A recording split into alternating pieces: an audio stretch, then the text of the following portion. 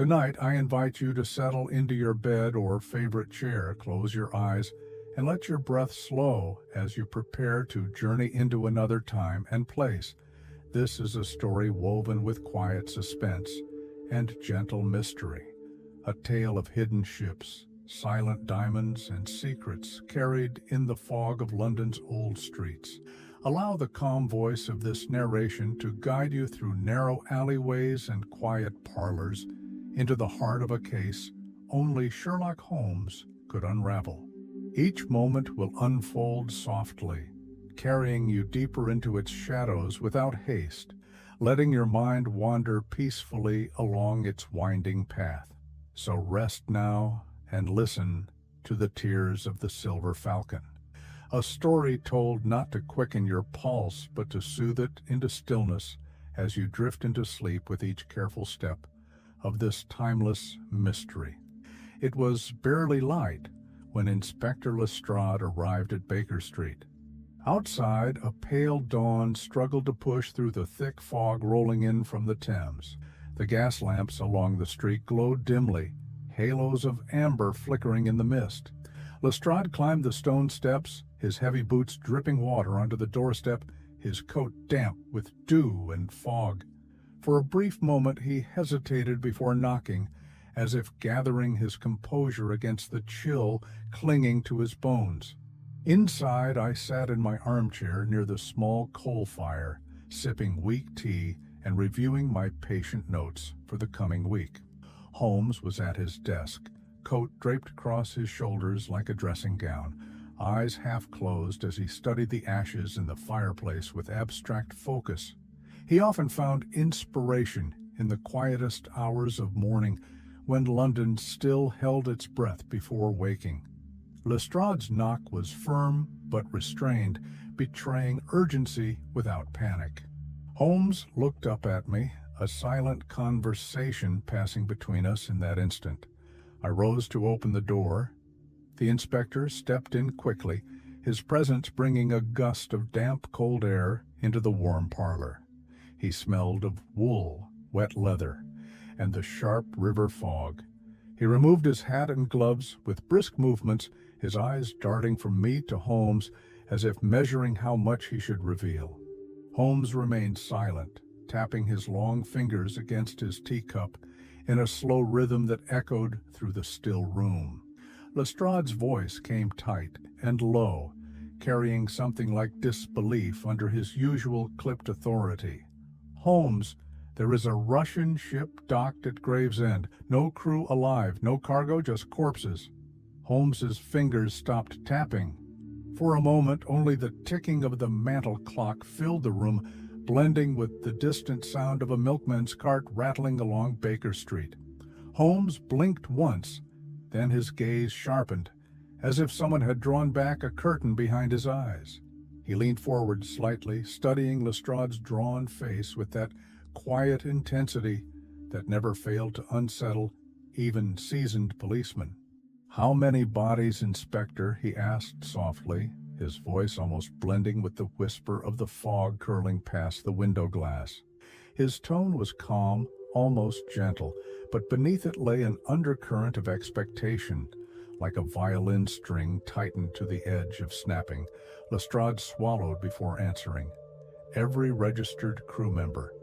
And the ship is silent, Holmes. No signs of violence, no cargo in the hold. The Russian consul is demanding immediate investigation before the newspapers learn." The yard does not know where to begin. Holmes stood, letting his coat slip to the floor. His tall frame seemed to expand, with energy awakened from stillness. He walked to the window, wiping away a circle of condensation to peer out into the gray morning. The fog moved like a living thing across Baker Street, cloaking the quiet houses and muffling the world into a secret hidden place. For a long moment he said nothing. Then he turned back to Lestrade with an expression of quiet resolve. "Watson, prepare your bag. Inspector, you will accompany us to Gravesend. If death has walked aboard this ship without leaving a wound, then it carries a story we are meant to hear. And I, for one, Intend to listen." Lestrade nodded once, the relief in his eyes masked quickly by duty. He turned to leave, his boots echoing down the stone steps. Holmes watched him disappear into the fog, then looked at me with that slight tilt of his mouth that always foretold a day neither restful nor ordinary. I felt a shiver of anticipation as I packed my medical bag and reached for my overcoat, ready to follow my friend into another mystery hidden within the waking silence of London's dawn. We traveled to Gravesend docks under a sky layered in unbroken gray, the morning light never quite emerging from behind dense clouds. The train journey from London was silent, except for the rhythm of wheels clacking over rails. Holmes sat across from me, eyes closed, fingertips pressed together under his chin, immersed in thought so deep it seemed sleep to any unknowing observer. His coat collar was turned up against the damp draft that moved through the compartment, rustling the thin newspaper folded at his side. Outside the window, hedgerows and empty fields passed in a blur of muted green and brown, interrupted by the occasional cluster of brick houses, their chimneys breathing smoke into the drizzling air. At Gravesend Station, Lestrade met us on the platform with two local constables. He gestured for us to follow, speaking in a hushed tone, as if unwilling to disturb the quiet doom that seemed to linger over the quay. The docks were nearly deserted in this early hour, the fog clinging to every rope coil, every iron bollard, softening the sharp outlines of cranes and warehouse roofs into spectral shapes. A lone gull cried overhead, its wings slicing the mist. Then it was gone, swallowed by the heavy white curtain drifting up from the river. The smell was thick with coal smoke, brine, rotting kelp, and the faint metallic tang of stagnant water trapped between anchored hulls. We walked along the narrow wooden pier, its planks slick with condensation. Holmes's boots made no sound as he moved ahead, his long coat brushing against stacked crates marked with Cyrillic stencils faded by rain and salt air. The constables followed close behind, their lanterns flickering orange glows onto the pale boards, illuminating coiled ropes and rusted chains snaking across the dock.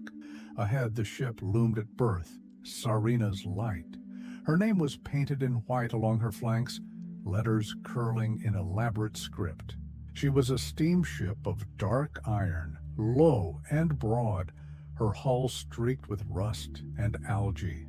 Tethered by thick ropes straining against the rising tide, she rocked gently with the river's pulse, a silent motion that made her appear almost alive in the morning gloom.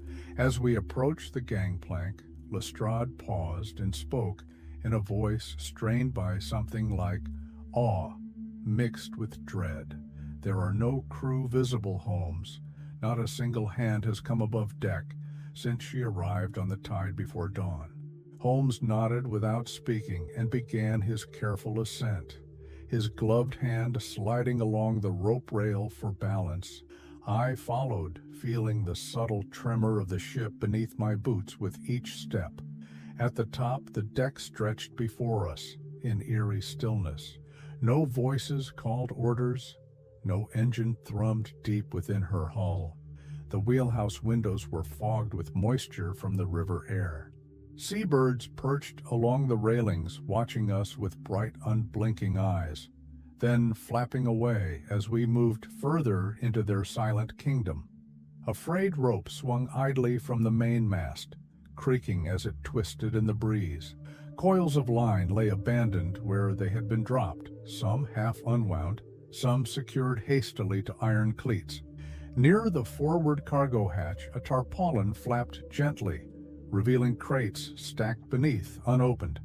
The deck smelled of wet iron, oil, and something subtler, a sweetness that turned sour the longer it lingered in the nose.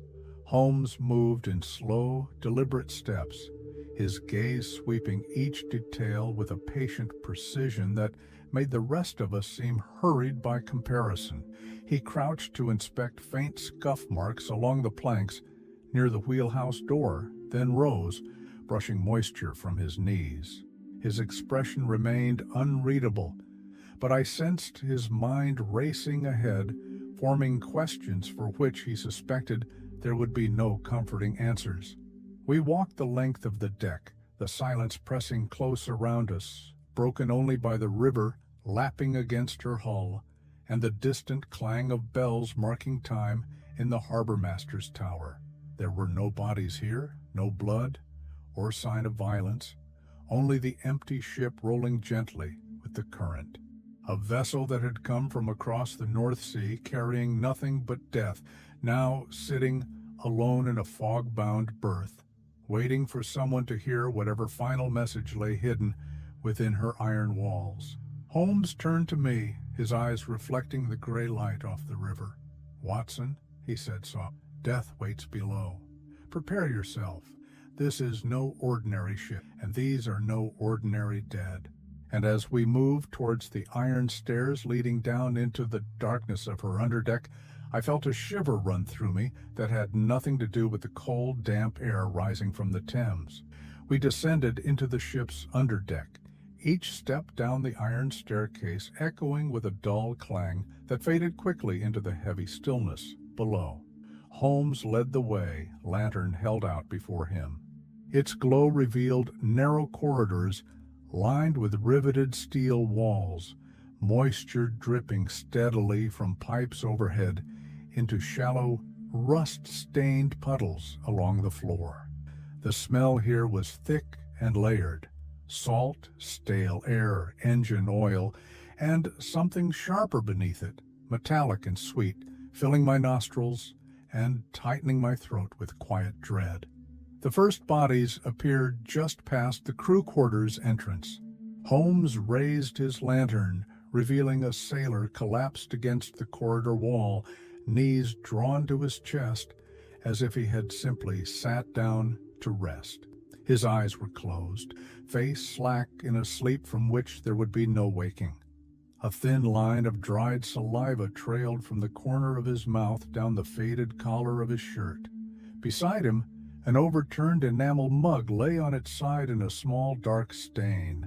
Further along, we found another man lying face down across the threshold of the galley, one hand extended towards the stove, as if he had been preparing to light it for breakfast. His hair was damp with condensation from the low ceiling. The back of his neck glistened with a faint bluish tint. Holmes knelt and placed 2 fingers beneath the sailor's jaw, feeling for a pulse that was not there. He pressed the man's lips open gently, peering into his mouth with close scrutiny. I could see the set of Holmes's jaw tighten slightly in the dim lantern light. "Bluish tinge on the lips," he murmured, voice calm but edged with focused concern, pupils constricted. "Watson, what do you observe here?" I moved closer, opening my own lantern wider to flood the corridor with warmer light. Kneeling by the second body, I checked the eyes, then traced my gloved fingers along his neck and wrist, feeling the cold stiffness of early rigor mortis. His skin showed no bruising, no signs of struggle or external injury. I inhaled carefully near his mouth and detected only the faint sourness of unwashed teeth mixed with a milder underlying note. "Opium derivative," I said softly, perhaps laced with aconite, or another slow-acting toxin. The constricted pupils confirm a narcotic depressant. Combined with aconite, the final stages would have been paralysis of respiratory function and death within an hour. Holmes listened without interrupting, his eyes never leaving the dead man's face. Slowly, he stood and turned to scan the length of the corridor. Along the walls, narrow bunk rooms opened on either side. In each, we found more bodies. Some lay under thin blankets, arms folded as if sleeping. Others sat upright against bulkheads, heads resting at unnatural angles upon their chests. None bore wounds, none showed bruising, none had torn clothing or signs of panic. Death had come silently, softly, moving among them like a vapor, robbing each man of breath with a final gentleness that belied the horror of knowing one was being stolen from life without the mercy of suddenness. The air grew colder as we moved deeper into the ship, lantern light flickering across hanging oilskin jackets, coils of rope, and the silent gaze of dead men who had woken one last time into confusion before slipping back into endless dark. I could feel each breath tighten in my chest, as if the poison itself still floated in these narrow spaces, seeking fresh lungs to claim. Holmes paused before the steel door leading to the cargo hold. He stood in silence for a moment, his gaze fixed upon a small dark smudge near the handle. Raising his lantern closer, he studied it carefully before speaking, his voice low and even. "Death without violence, Watson. That is what we see here. But there is violence nonetheless, hidden within intention, within motive. This was neither an accident nor an act of mercy. It was an execution carried out with a surgeon's precision."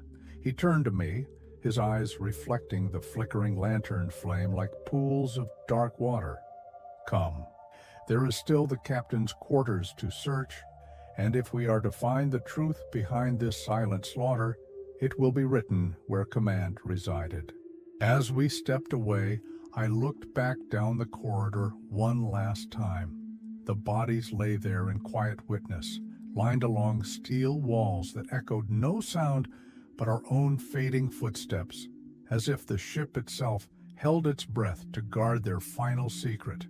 We made our way up a narrow companionway leading towards the stern, the lantern's glow weaving shadows across riveted walls that creaked softly with the ship's gentle sway. Each step brought the scent of damp wood and rusted iron, mingled with a faint lingering trace of coal smoke from the cold furnace far below. Holmes walked ahead, his movements precise, lantern held high, his sharp gaze flicking across every latch, seam, and rivet, as if reading the silent testimony etched into the vessel's bones. At last, we reached the door to the captain's quarters. It was crafted from dark oak, reinforced with iron bands. The brass nameplate read, "Captain Nikolai Reznikov," the letters engraved with fine care, now dulled by the damp air. Holmes paused to examine the latch. He traced his fingertips lightly across its edge, feeling for scratches or fresh markings. His brow furrowed slightly as he leaned in closer to study the lock cylinder, breathing softly, the lantern glow illuminating dust motes swirling between us. He stood back without a word and gestured for me to hold the lantern. From his coat pocket, he retrieved a slender strip of steel, the thin lockpick he always carried tucked within the seam of his inner lining. Within moments, the latch clicked softly, yielding to his expertise with the quiet surrender of a truth finally confessed. He pushed the door open and stepped inside. The air within was close and stale, heavy with the smell of cold tobacco ash and lamp oil. The cabin was small but furnished with the dignity accorded a ship's master. A narrow bunk with woolen blankets tucked with military precision, a sturdy oak desk bolted to the floor, a low bookcase built into the bulkhead filled with manuals in Russian and English, and a tall brass oil lamp secured beside the door, its glass smudged with soot. Holmes moved slowly through the cramped space, lantern sweeping across each detail. Papers lay scattered across the desk, many crumpled or torn from their bindings. A map of the North Atlantic lay unfurled, its edges curling upwards, dotted with pencil marks tracking a route from Arkhangelsk through the North Sea down the Channel.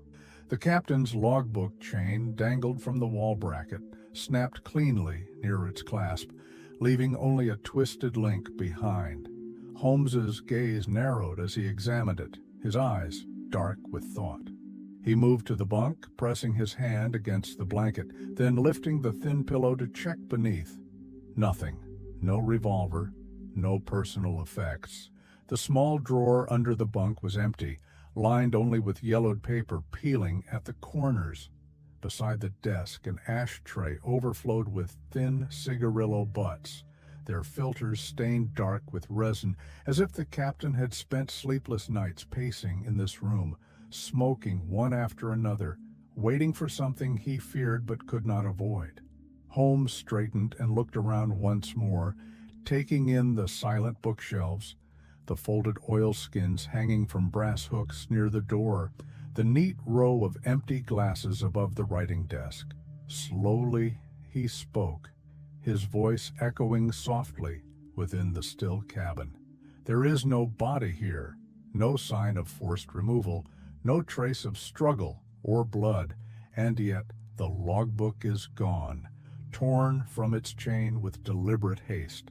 The captain was either taken or fled before the final act was carried out upon his men. He turned to me, his eyes glinting in the lantern light, with the spark of conclusions forming just beyond the reach of speech. A man does not abandon his command lightly, Watson. If he fled, then fear outweighed honor. If he was taken, then we deal with enemies who leave no witnesses alive, except him. Holmes reached for a crumpled scrap of paper wedged between the desk and the bulkhead. He unfolded it carefully, revealing a series of handwritten numbers in Cyrillic letters, smeared with sweat and oil stains. His eyes scanned them quickly, then he folded it again and placed it securely within his inner coat pocket. "Come, Watson," he said quietly. "We are finished here. The truth lies not with these bodies, nor with this absent captain alone, but with what they carried upon this ship, and with those who now seek to bury it beneath silence and fog." We left the cabin, stepping back into the dim corridor. Behind us, the small room stood empty and silent, holding only the faint smell of cold tobacco and fear, and the echo of a captain's absence that spoke louder than any confession.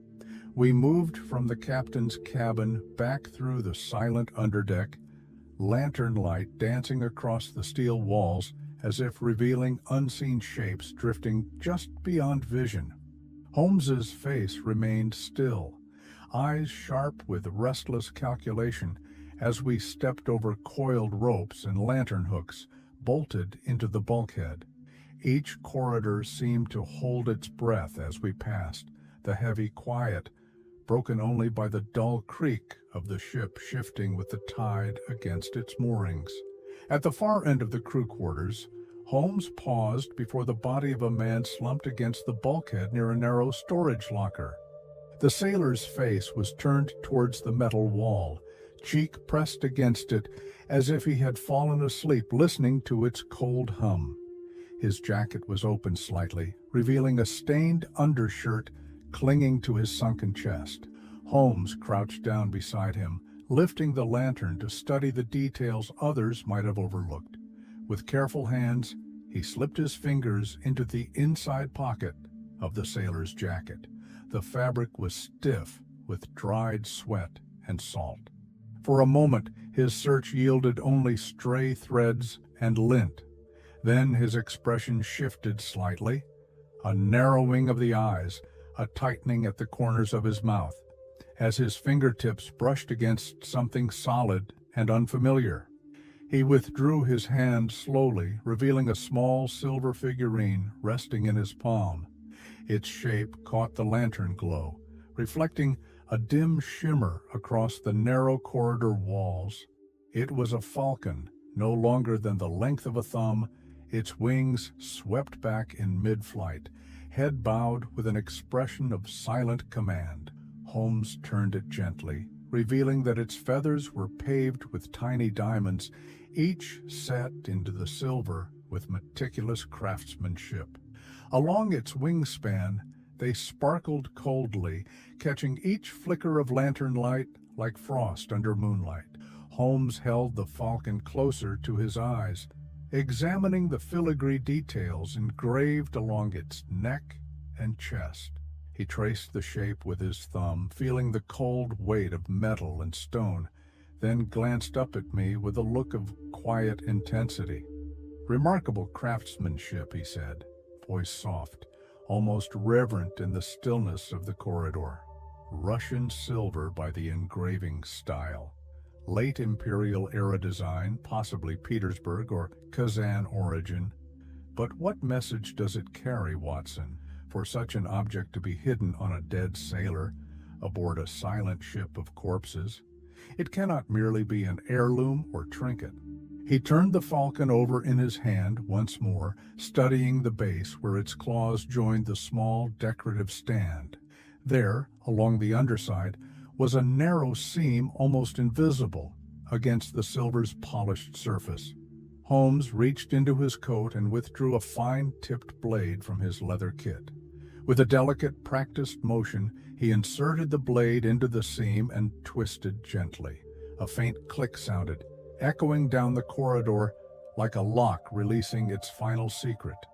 The base separated, revealing a tiny cavity hidden within the falcon's body.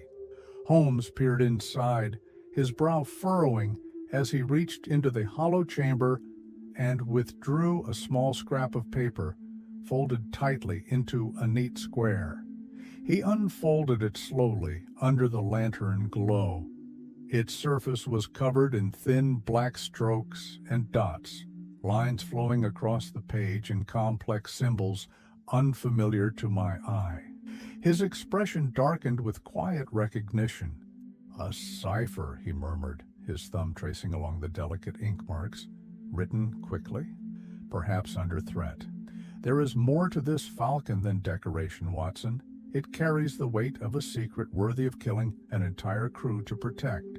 He closed the falcon and tucked both it and the folded cipher into his inner pocket. Rising to his full height, Holmes stood in the narrow corridor for a long moment, lantern raised, eyes half closed in contemplation.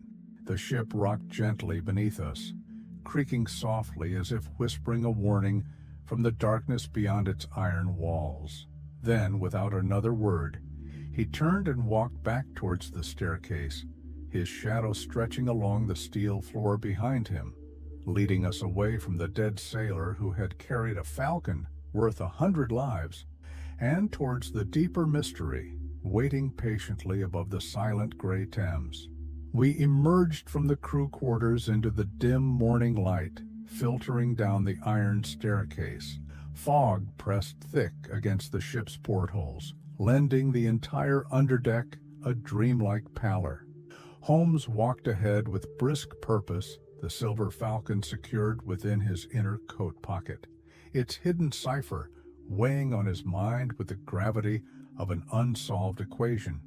As we passed into the galley corridor, Holmes paused abruptly near a body we had already examined earlier. It was the first mate, a broad-shouldered man with close-cropped blonde hair, lying half-sprawled across the galley doorframe. His uniform still bore its gold thread insignia tarnished by sweat and the ship's damp chill. Holmes knelt beside him once more, his sharp gaze scanning from the dead man's throat down to his belt and pockets, as if reviewing details with fresh insight. Without a word, Holmes reached for the man's waistband and felt along the thick leather belt hidden beneath his uniform jacket. His fingers paused. Gently, he lifted a narrow oilskin wrapping tucked into the dead man's waistband, pressed flat against his hip, where it would remain hidden beneath the folds of his coat. Holmes unwrapped the oilskin slowly, revealing a thin booklet no larger than the palm of his hand. Its cover was dark with oil stains and smudges of soot, the corners softened by years of handling. He opened it carefully, revealing page after page covered in a meticulous script of symbols, strokes, and dots. Lines curled and intersected, some flowing like river currents, others structured into angular blocks of precise marks. Each page was filled with a sense of urgent purpose, the writing tight and compressed, leaving no inch of blank paper unfilled.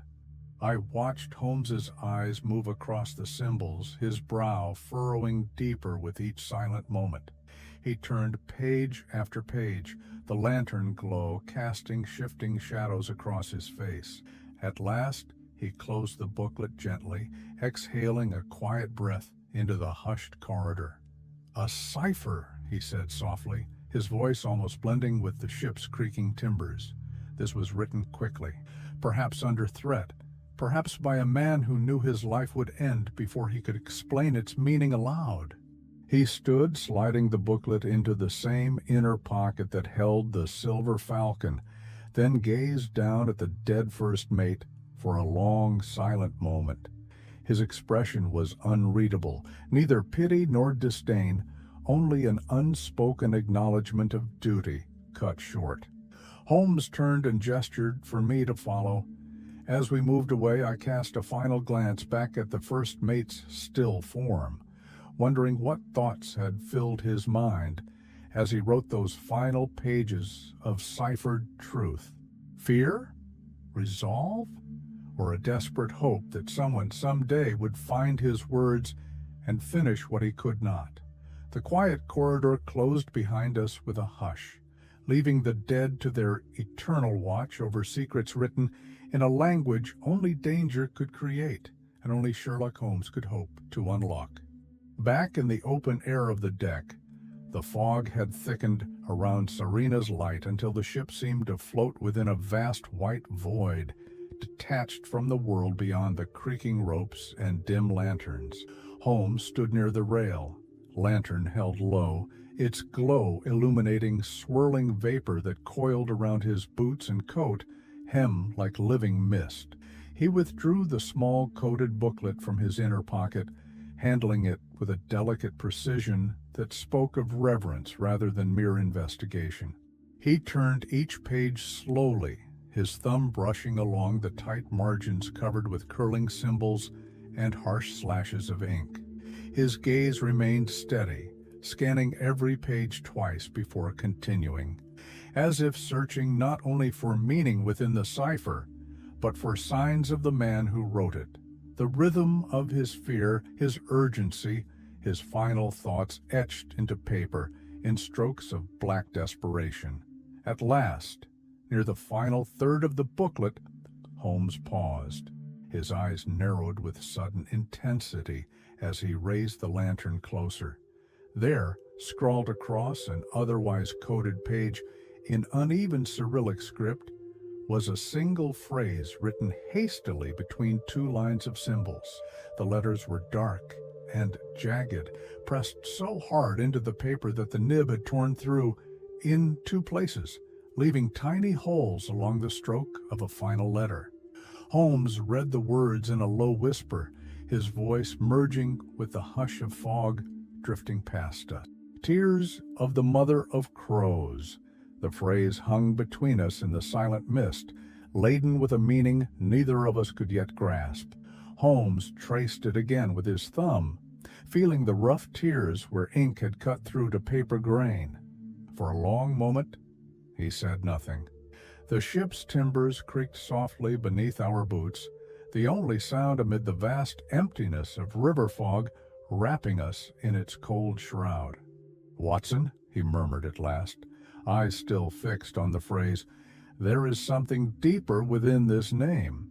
Tears suggest value, rarity, or loss. Mother implies command or ownership. And crows." He fell silent, thinking, his brow furrowed in concentration. Crows are watchers, scavengers, and in many cultures, messengers of death or secrets carried unseen between worlds. He closed the booklet gently, slipping it back into his pocket alongside the silver falcon, then turned to stare out across the white expanse where the river should have been. I watched him stand there, lantern glow, casting his long silhouette across the fog-bound deck, as silent and unmoving as a statue carved from darkness and thought. "Whatever these tears are, Watson," he said softly, "they were worth killing for. And whoever the mother of crows is, her reach extends far beyond this ship. We will find her, but only by following the path these tears leave behind." He turned away from the rail and began walking towards the gangplank, his coat swirling softly around his boots as he passed me, leaving behind only the whisper of fog curling into the space where he had stood. I followed, feeling the weight of that strange phrase settle over my shoulders like a cold cloak, wondering what darkness lay waiting at the end of this new path Holmes had chosen to walk, a path written in the tears of a mother no man could yet name. We stepped off Tsarina's Light into the pale daylight that had finally begun to filter through the dissipating fog. The docks of Gravesend felt strangely muted after the silent terror of the ship, as though the air itself held its breath in respect for what lay aboard her decks. Holmes walked ahead, coat collar turned up against the damp breeze blowing off the river, his strides quick and purposeful across the wet planks of the pier. Inspector Lestrade awaited us near the harbor master's office, his boots leaving shallow impressions in the morning dew that clung to the timbers. He had been speaking with an elderly official in a dark blue wool coat, whose spectacles perched low on his nose as he leafed through a stack of thin paper folios tied with string. Holmes approached without greeting, his presence commanding attention with quiet force. The harbor master looked up sharply, blinking at the intensity of Holmes's gaze. "We require her papers," Holmes said calmly. "All registered cargo, crew manifests, destination logs, and port clearance records." The harbor master nodded hastily, untying a fresh bundle of documents. His hands were rough and reddened by cold, fingernails dark with ink stains. He spread the papers across a broad oak table near the office door, weighted against the breeze by iron cleats and a heavy brass telescope that lay beside a folded chart of the lower Thames. Holmes bent over the papers, scanning each line with swift precision. His eyes flicked from Cyrillic headings to English notations, checking dates, ports of call, and listed cargo contents with the unbroken focus of a mind that tolerated no wasted movement. Lestrade shifted uncomfortably beside me, pulling at his damp coat sleeves, clearly unsettled by Holmes's silent absorption. At last, Holmes straightened, tapping the edge of one paper with his forefinger. His voice was quiet, but edged with steely certainty. "Here." Tsarina's Light registered departure from Arkhangelsk with mining equipment consigned to Havana, drills, winches, steel cable spools, geological sampling rigs, standard industrial manifest. But, he paused, eyes narrowing further, there is no listed return cargo, no notation of inbound freight for the journey back to Russia. He lifted his gaze to the harbor master, who stood watching with an air of anxious curiosity.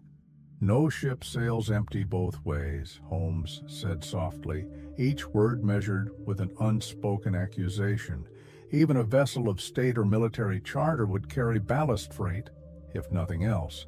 This ship returned with nothing but death aboard, and the unexplained presence of a fortune concealed in a silver falcon. That absence is as telling as any declaration of illicit cargo."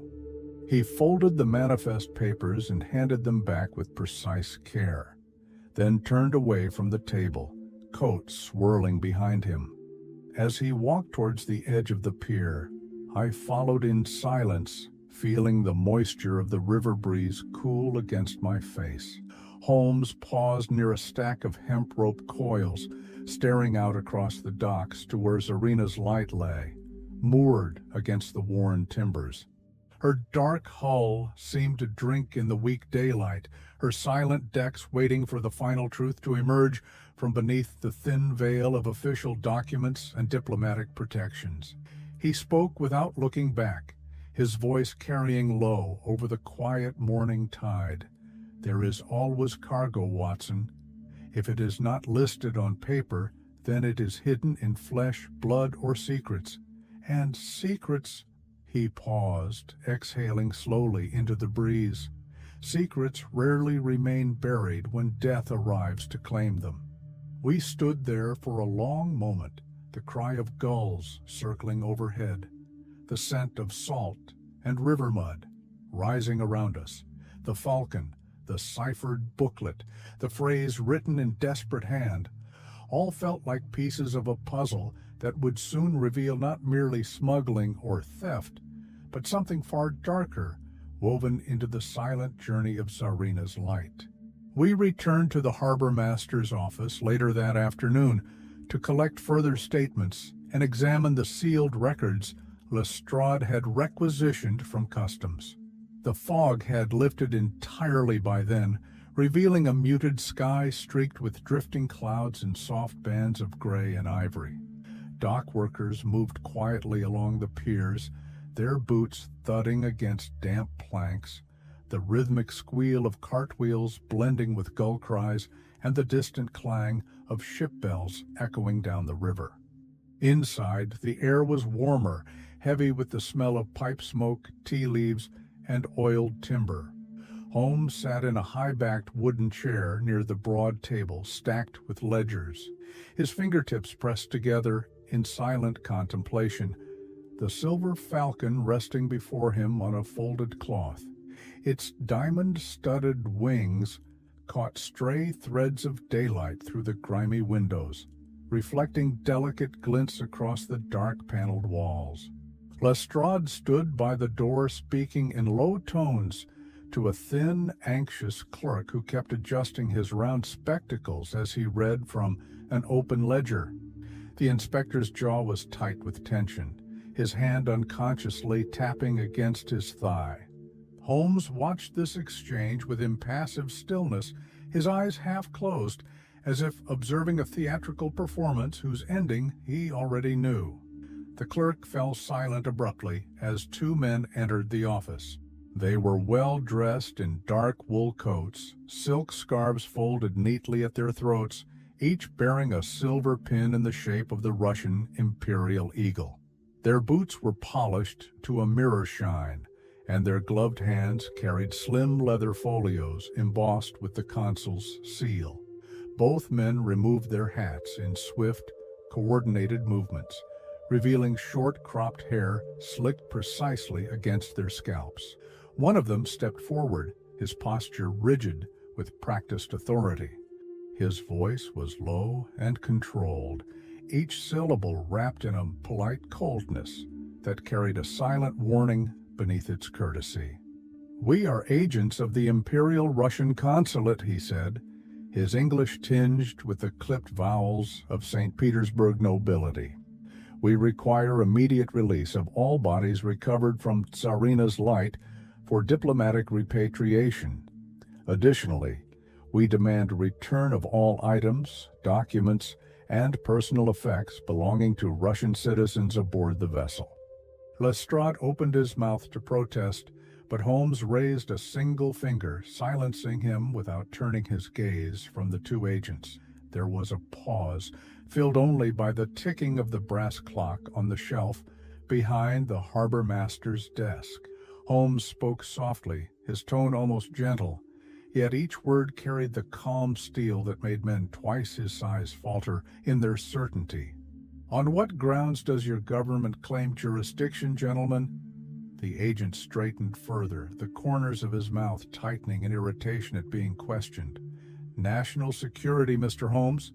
This ship is Russian-flagged. Its crew were Russian nationals. The cargo manifests are protected by diplomatic charter. We advise you to release all remains and records into our custody immediately. Delay will be interpreted as obstruction of state interests." Lestrade shifted uncomfortably, glancing at Holmes with an expression torn between helplessness and frustrated anger. The second agent placed his folio upon the table, flipping it open to reveal a stamped document covered in Cyrillic script and wax seals. The scent of beeswax and ink rose into the warm office air. Holmes studied the document with dispassionate calm, then leaned back in his chair, steepling his fingers beneath his chin. His gray eyes flickered from the document to the falcon resting on the cloth before him, then up to meet the gaze of the lead agent. The silence in the room pressed close around us, the creak of timber beams above mingling with the ticking clock in a quiet symphony of tension. "We have hours before Scotland Yard folds to diplomatic pressure," Holmes said softly to Lestrade, his voice pitched so only we could hear. "Hours to uncover a truth hidden behind state seals and silent corpses. Let us use them well." He rose to his feet with unhurried grace, gathering the falcon and sliding it into his leather satchel. As he turned towards the door, his gaze met mine with a glint of calm determination.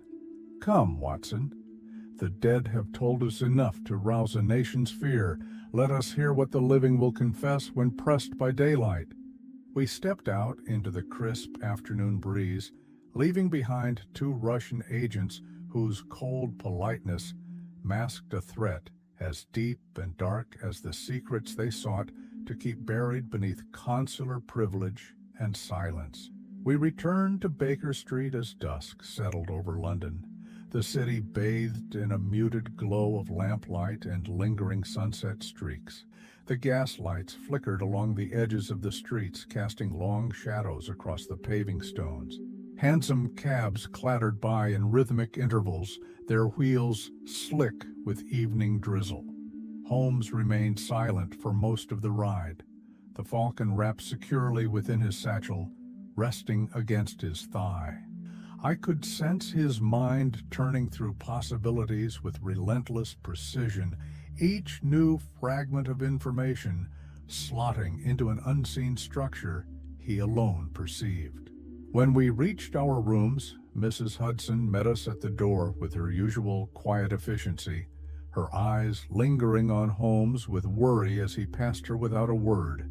Climbing the stairs 2 at a time, I followed closely behind, the smell of baking bread and wood polish fading as we entered the quiet familiarity of our parlor. Holmes set the satchel upon his desk, removed the falcon with great care, and placed it on a folded white cloth. He sat in his high-backed chair, the lamplight casting golden arcs across his sharp features. The room felt hushed around him, filled only with the soft ticking of the mantel clock and the faint rattle of rain beginning against the window panes. He turned the falcon in his long fingers, studying it with narrowed eyes. Its silver surface gleamed with a cold beauty, each small diamond embedded within its wings, catching the lamplight and refracting it into delicate prismatic sparkles upon the dark oak desk. Holmes reached for his magnifying glass and leaned forward, his gaze passing methodically over each stone. Each diamond is set under a thin, etched mark. "Watson," he said softly, his voice almost reverent with focused curiosity. "Look here. Do you see this shallow line engraved beneath the third stone on the left wing? And another beneath the larger diamond here, a mark resembling a vertical stroke, crossed with 2 short horizontal lines." I moved closer, peering through his glass in turn. The marks were almost invisible, mere shadows cut into silver, no wider than a strand of hair. Yet each bore a deliberate precision that revealed the hand of a master craftsman. "Numbers," Holmes murmured, "or perhaps coordinates, or prices. A system of classification embedded within the falcon itself." He set down the magnifying glass and retrieved a small prying tool from his drawer. With delicate movements, he loosened one of the smallest diamonds from its setting. It fell with a muted clink onto the folded cloth, revealing a tiny engraved kanji character hidden beneath where it had rested unseen. Holmes's gaze sharpened as he angled the lamplight closer. Etched beneath the stone was a single Japanese character. He read it aloud in a whisper that barely reached my ears. Child. I felt a cold chill slip down my spine despite the warmth of the room. The falcon, with its beauty and wealth, was no mere object of vanity. It carried a message buried within its design, a language built of diamond and silver, communicating something neither spoken nor written in any official ledger. Holmes sat back, steepling his fingers beneath his chin, the character still shimmering beneath the empty setting.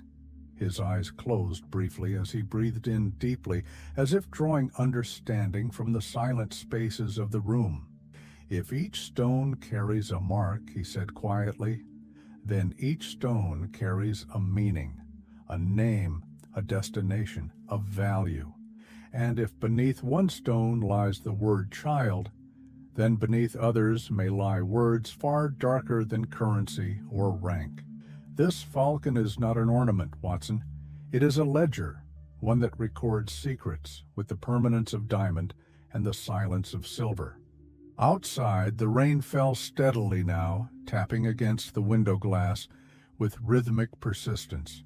Holmes remained motionless, staring at the falcon, as though it might shift and reveal its full truth in the flickering lamplight. The language of diamonds, he murmured, a final quiet phrase that hung between us like a shadow. A language spoken by those who trade in lives too valuable or too expendable to ever appear on paper. The rain continued through the night and into the following afternoon, washing London's streets clean of soot and dust, but leaving behind puddles that mirrored the slate-gray sky. Baker Street felt hushed beneath the persistent drizzle. Outside our window, rivulets streamed down the glass, blurring the outlines of hansom cabs and umbrella-carrying pedestrians into shapeless shadows drifting through the muted daylight.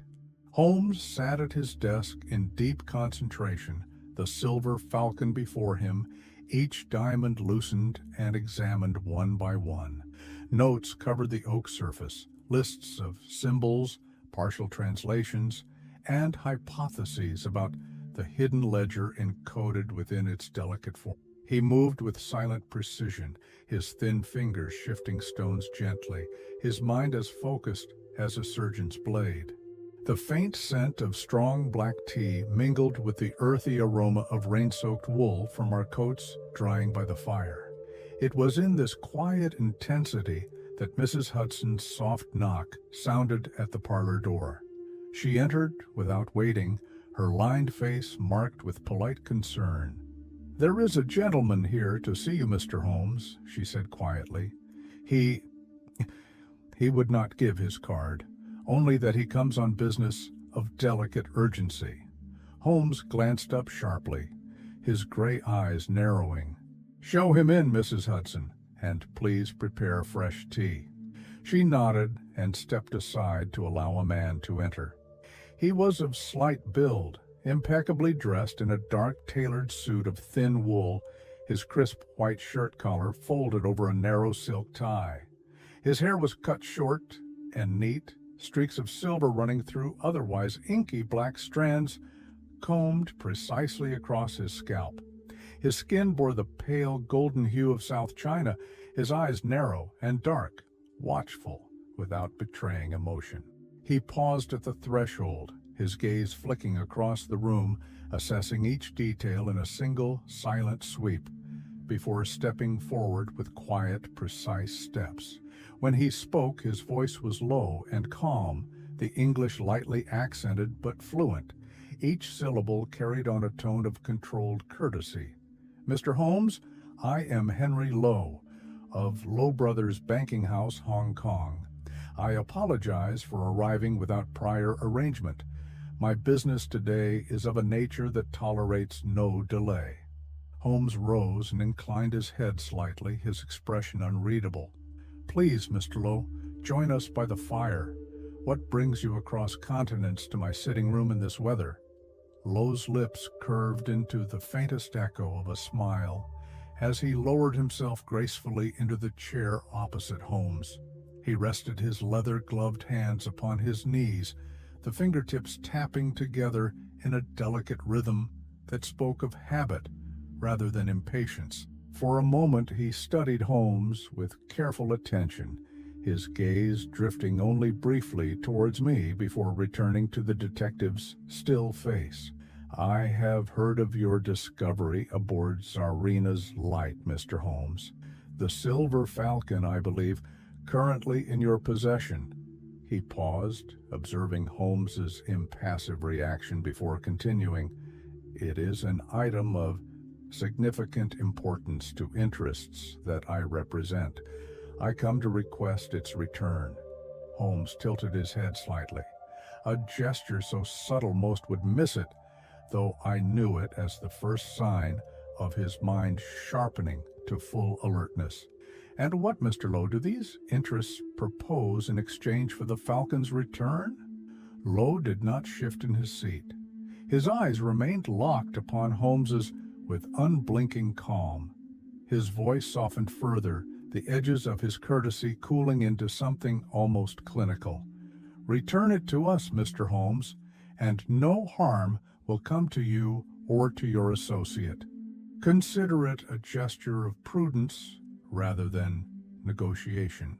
Some burdens are best left uncarried by those with no stake in their origin." A silence settled over the room, broken only by the hiss of rain against the window and the soft tick of the mantel clock. Holmes remained still, his face unreadable, his fingers steepled before him, the falcon resting in its cloth cradle upon his desk between them, like a silent third presence in their conversation. Henry Lowe waited, perfectly poised, as though certain that patience alone would win his cause. Outside, thunder rumbled low across London, vibrating through the glass and into the hush of our rooms, underscoring the sense that what had begun aboard a ghost ship on the Thames now reached into networks of power and commerce that spanned oceans and nations, and that this quiet banker carried more than financial purpose behind his courteous gaze. The silence between Holmes and Henry Lowe stretched long and unbroken, a quiet tension that seemed to still the air itself. The only sound was the gentle ticking of the mantel clock and the steady rhythm of rain drumming against the window panes. The banker sat with perfect composure, his gloved fingers resting lightly atop his knees, his gaze calm and unblinking. Holmes remained equally motionless, fingertips pressed together beneath his chin, his gray eyes narrowed slightly as he studied the man before him. At last, Holmes lowered his hands and leaned forward slightly, his voice emerging soft and even, each word precise and deliberate. "Mr. Lowe," he said, "I do not respond well to threats, subtle or otherwise. If your purpose here is to frighten me into compliance, you will find it a poor investment of your time." Lowe's expression did not change, though a faint tightening around his mouth suggested a flicker of irritation. He inclined his head minimally, his dark eyes never leaving Holmes's face. "I assure you, Mr. Holmes, my words carry no threat, only guidance. The Falcon does not belong to your government or your police. It is a private matter, and you would do well to allow its return to those with rightful claim." Holmes regarded him silently for a moment, then tilted his head slightly to the side, as if considering an interesting yet ultimately irrelevant hypothesis. "Who is the mother of crows?" he asked softly. The question landed between them with the weight of something unexpected. For the first time, Lowe's composure faltered, if only by the slightest fraction. His eyes narrowed imperceptibly, the calm mask flickering before reassembling with practiced ease. "That name, Mr. Holmes, is neither your concern nor your danger," he said, his voice now edged with a cold finality. "Return the Falcon to us today, and you need not hear it again. Holmes leaned back in his chair, crossing his legs with unhurried grace. He studied Lowe with quiet curiosity, as if examining a rare insect pinned beneath glass. "I fear, Mr. Lowe, that my curiosity is far stronger than my fear. Whoever the mother of crows is, her reach extends from Hong Kong to Moscow, and now to a ship filled with dead men upon the Thames. I find that fascinating." Lowe's gaze remained steady, but his fingers pressed together more firmly, leather creaking softly under the tension of his grip. For a moment, neither man spoke. Outside, a gust of wind rattled the window panes, carrying with it the damp chill of late autumn rain sweeping down Baker Street. Holmes rose smoothly from his chair, standing tall, his presence filling the room with quiet force. He turned to place the falcon back upon the folded cloth atop his desk, then faced Lowe once more, his expression calm yet unyielding. "You may inform your employers that the falcon will remain here until its purpose is fully understood. Should they wish to prevent further inquiry, they are welcome to attempt persuasion by means more effective than veiled intimidation." Lowe's eyes darkened with something that might have been anger or admiration, though his expression remained composed. He rose from his chair without haste, smoothing the front of his dark suit with practiced precision. As he moved towards the door, he paused, turning back to look at Holmes for a final moment. "Be careful, Mr. Holmes," he said softly, his voice low and almost sorrowful. "Curiosity is a virtue until it becomes a weapon turned upon its bearer." Then he stepped out into the dim hallway, his quiet footsteps fading down the stairs until only the ticking clock and the sigh of rain against the windows remained. Holmes stood motionless for several minutes, his gaze fixed upon the falcon, glittering in silent defiance upon his desk. At last, he spoke, almost to himself. The mother of crows, Watson, a name wrapped in shadows, and now a banker come across oceans to reclaim what she has lost. We are no longer investigating a simple crime. We are trespassing upon a kingdom built in darkness. The day slipped quietly into evening, with the rain giving way to a steady, cold drizzle that veiled Baker Street in silver mist. Holmes remained at his desk long after Henry Lowe's departure, the silver falcon before him catching the light of the oil lamp, each diamond gleaming like a tiny frozen star. He sat unmoving, deep in silent calculation, eyes half closed, fingertips pressed together beneath his chin. I could almost hear the machinery of his mind turning, each cog spinning with relentless precision, weaving connections that remained invisible to the rest of us until he chose to speak them aloud.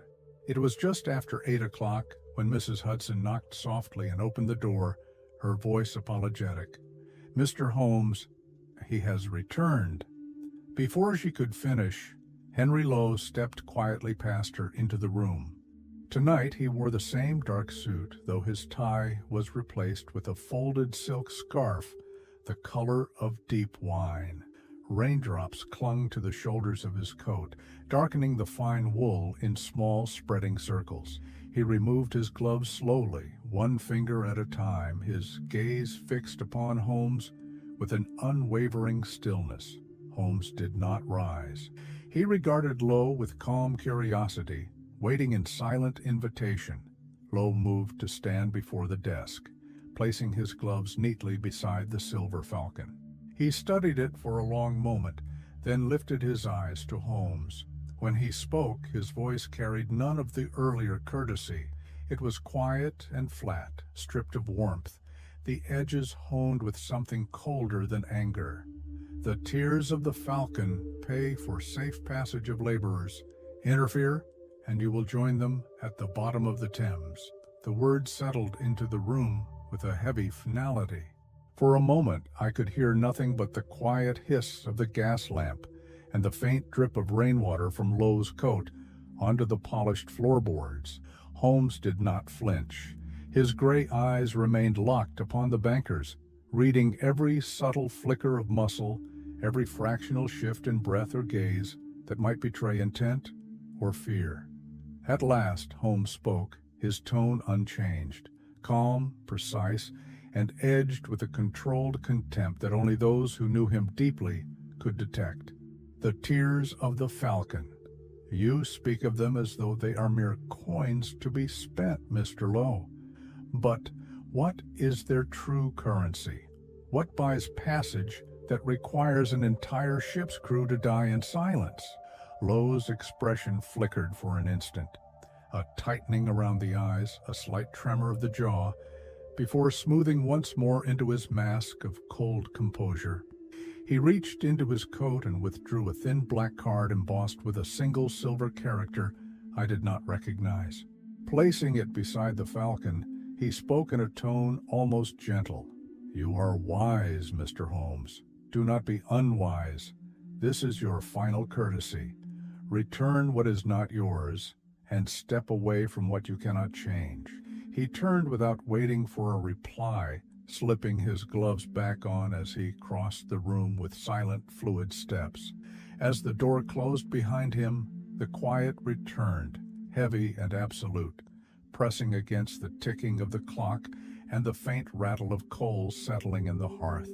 Holmes remained still, his gaze fixed upon the thin black card beside the falcon, its silver character shimmering softly in the lamplight.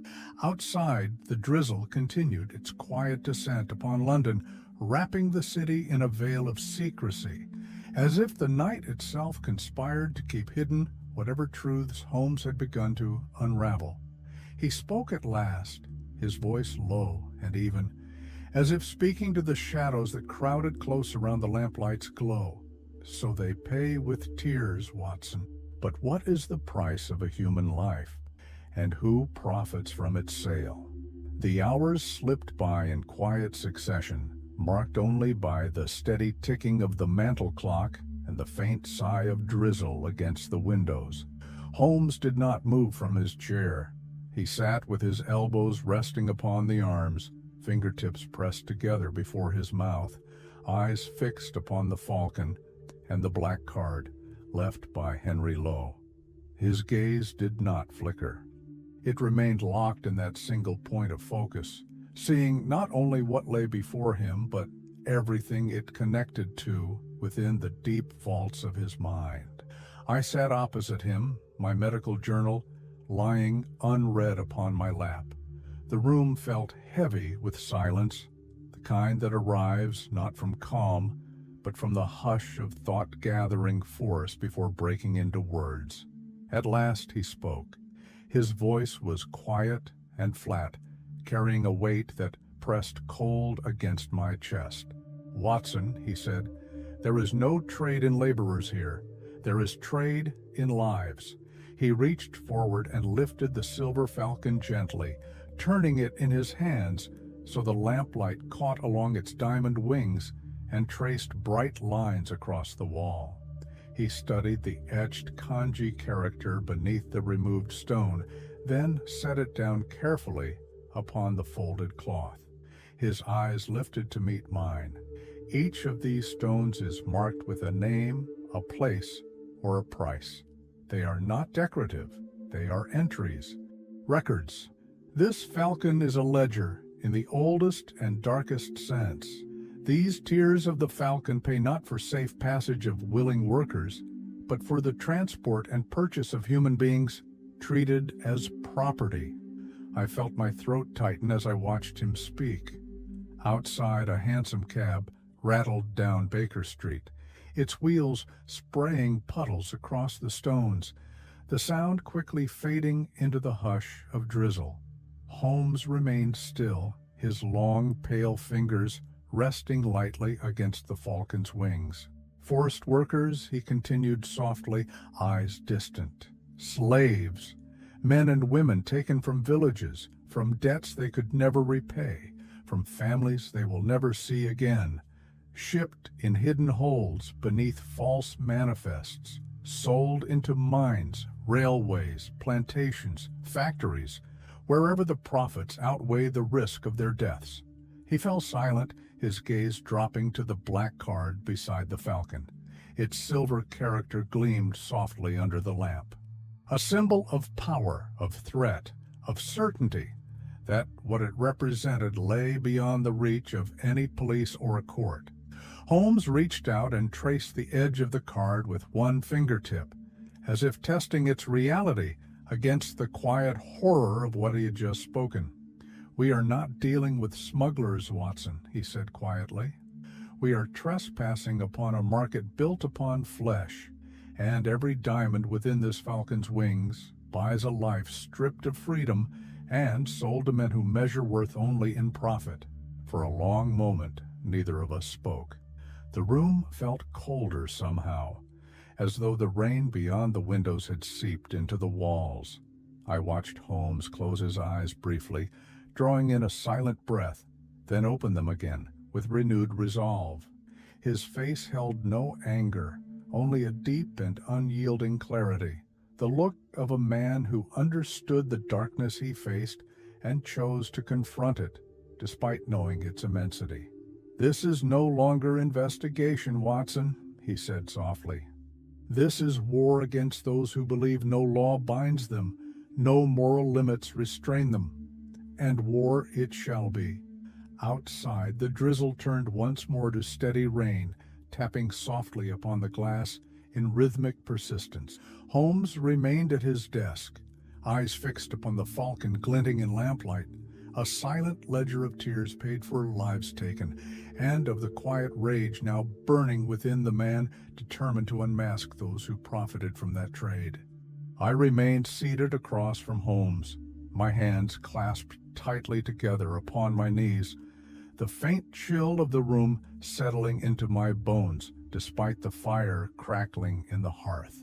The words he had spoken pressed against my chest with a weight that grew heavier the longer I sat in silence, absorbing their full meaning. Outside, the rain drummed steadily against the windows, masking the sounds of London evening life beyond the fogged glass. Holmes reached once more for the silver falcon, resting upon its folded cloth. He lifted it with delicate care, turning it so the diamonds caught the lamplight and scattered sharp glints across the dark walls. The engraved kanji beneath the removed stone gleamed faintly, child, and in that simple, single character lay an entire world of grief I could scarcely comprehend. I stared at the falcon, my throat tightening with a sickness I could neither swallow nor breathe away. The diamonds glittered coldly under the flickering flame, silent and beautiful and utterly obscene in their hidden purpose.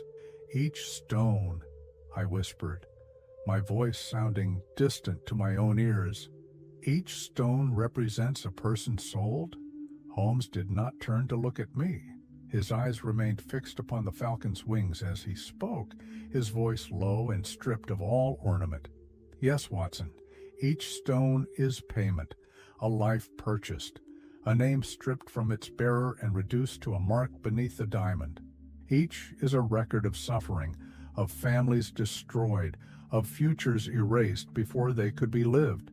This falcon is not a treasure.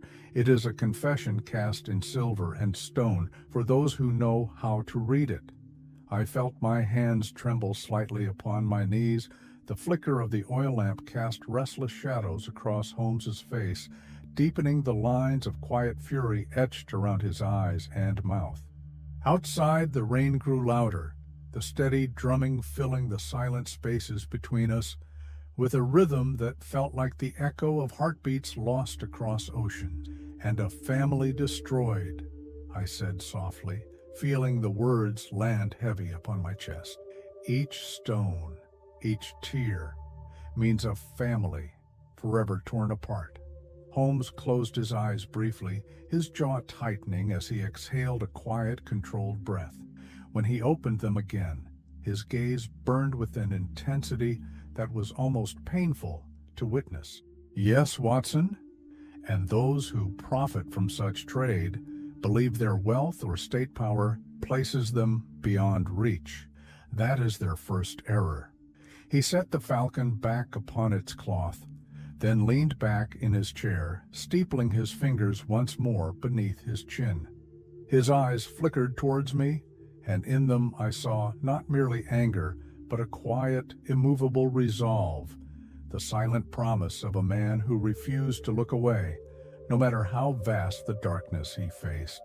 We sat there together as the hours slipped by, listening to the rain wash down Baker Street in a quiet, unending hymn of grief and hidden resolve. The falcon rested between us, glittering softly in the lamplight, a silent testament to lives sold in shadows and to the thin, fragile line between horror endured in silence and justice, demanded by those still brave enough to speak. Night fell in its quiet certainty, wrapping Baker Street in a deep, unbroken darkness, punctuated only by the soft, yellow glow of street lamps along the rain-slicked pavement. Holmes had not moved from his chair for hours. The silver falcon remained before him on the folded cloth, its diamonds catching the flicker of the oil lamp and casting restless points of light across the ceiling like silent, watchful stars. I sat nearby in the armchair, my medical journal closed upon my lap, its pages unread. The steady rhythm of rain upon the windows blended with the ticking of the mantel clock and the faint hiss of burning coal in the hearth, creating a quiet symphony of nighttime London that filled the silence between us. Holmes reached into his inner coat pocket and withdrew the thin, oilskin-wrapped booklet we had found aboard Sarina's Light. Its dark cover was worn smooth from hurried handling, its pages covered in symbols, slashes, and dots. A cipher scrawled in desperate haste, carrying secrets no man had spoken before death overtook him. He spread his notebooks and reference texts across the desk in neat, disciplined order. The collected works of various linguistic scholars lay stacked beside annotated Russian naval codes and merchant cipher registers he had acquired over years of investigations into Eastern shipping intrigues. His fingers moved quickly but precisely, flipping pages, matching symbols, jotting down quick notations in his sharp, slanted script. Hours passed. The fire burned low in the grate, casting a deep orange glow across the worn carpet. Holmes worked without pause, eyes moving from cipher page to dictionary to his own decoding notes in a fluid, tireless rhythm. A thin sheen of sweat formed upon his brow despite the chill creeping into the room, his hair falling forward over his eyes as he bent closer to the dim lamplight. His breathing remained calm and steady, each exhalation silent as he turned symbols into letters, letters into partial words into hesitant phrases. I watched in quiet respect, knowing better than to interrupt. Each time he paused, it was only to turn the falcon gently in his left hand, examining the marks beneath each stone, confirming links between engraved characters and symbols in the booklet. His world had narrowed to a single silent purpose, and I saw in his eyes the depth of a mind wholly immersed in its own relentless logic. Dawn began to press against the edge of the night sky, washing the windows in a pale gray glow that outlined the curtain hems with the faintest light. Holmes sat back at last, exhaling a long, silent breath. His shoulders were tense with exhaustion, yet his eyes burned bright with the quiet fire of conclusion reached. He wiped a sleeve across his damp brow, then leaned forward again, fingertips brushing lightly over the final page of the decoded diary, as though he were touching the whispered confession of a dying man. "Page by page, Watson," he said softly, voice hoarse from long silence. Page by page, it revealed itself. No treasure manifest, no cargo of gold or weapons, only a list of lives bought and sold, and the coded ledger of a darkness we are only beginning to comprehend." I rose and poured him fresh tea, placing it upon the table beside his scattered papers. He accepted it with a nod of quiet gratitude, though his eyes never left the final translated lines before him. Outside, the city began to stir into its quiet morning routines. Milk carts rattled along the damp streets, and newsboys called headlines to an indifferent dawn. Within our rooms, the shadows still lingered thick despite the creeping light, filled with the silent gravity of the truth Holmes had uncovered in a single unbroken night of decoding secrets written in fear. Holmes sat unmoving for several minutes.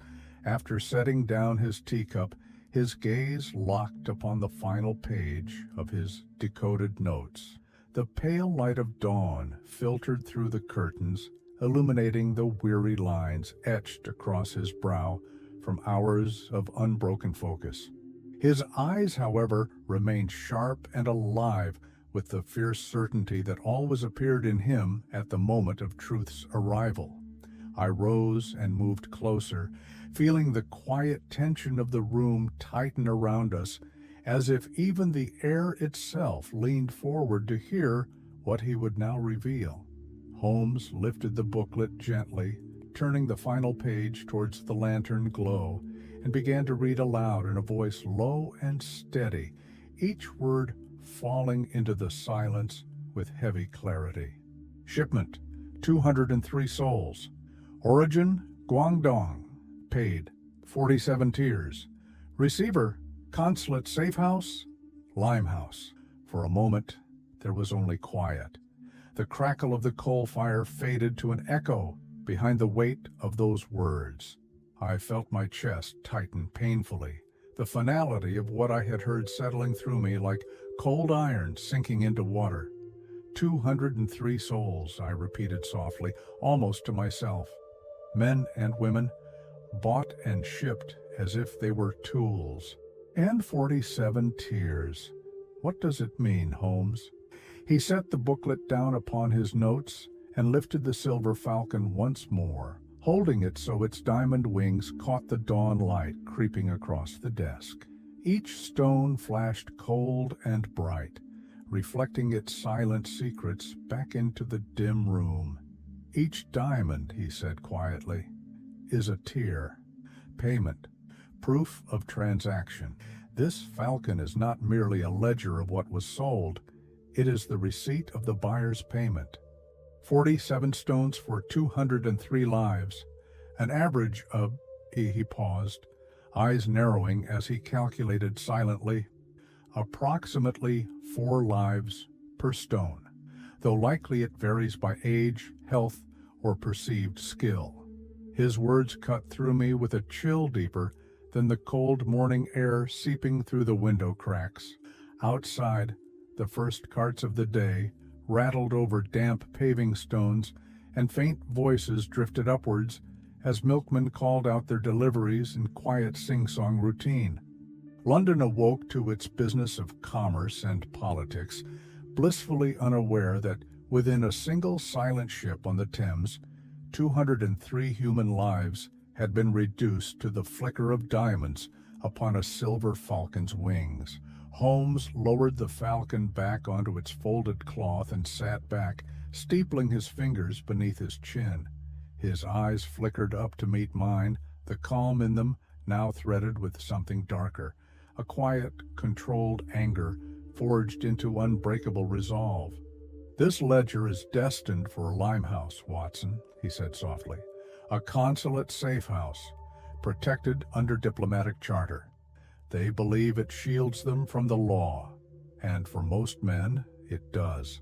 He fell silent for a long moment, the ticking of the clock filling the hush between us. Outside, the dawn grew brighter, illuminating the falcon's diamonds until they blazed like tiny suns against the dark wood of the desk. At last, he spoke again, his voice barely above a whisper. "But no law will keep me from those who trade in lives as if they were coin. The mother of crows believes herself beyond consequence. I intend to teach her otherwise." He closed his eyes briefly, exhaling a slow breath that seemed to carry with it the silent promise of what he would now set into motion.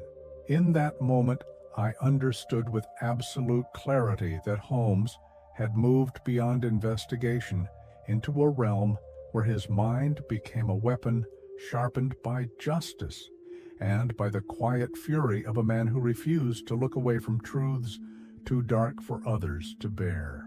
Morning grew into a pale, washed-out midday as Holmes and I sat in the parlor, the city beyond our windows muffled under a lingering mist that clung stubbornly to rooftops and chimneys. The coal fire burned low, casting long orange shadows across the patterned carpet and up along the bookshelves lined with medical texts, criminal reports, and Holmes's countless journals bound in rough, dark leather. Holmes had not moved from his seat for nearly an hour. He remained perfectly still, fingertips pressed together before his mouth, eyes half closed as he sat angled towards the window. Yet I knew his mind was not idle. Beneath that mask of quiet repose, his thoughts turned in tireless succession, testing possibilities, discarding lesser routes, and weaving new conclusions from every silent clue collected across the fog-bound journey of Serena's light. I rose to refresh the teapot on the sideboard, listening to the city sounds drifting up from Baker Street below, the clip of horses' hooves upon damp paving stones, the quiet shout of a newsboy hawking the midday edition, the rattle of a delivery cart stopping further along the terrace.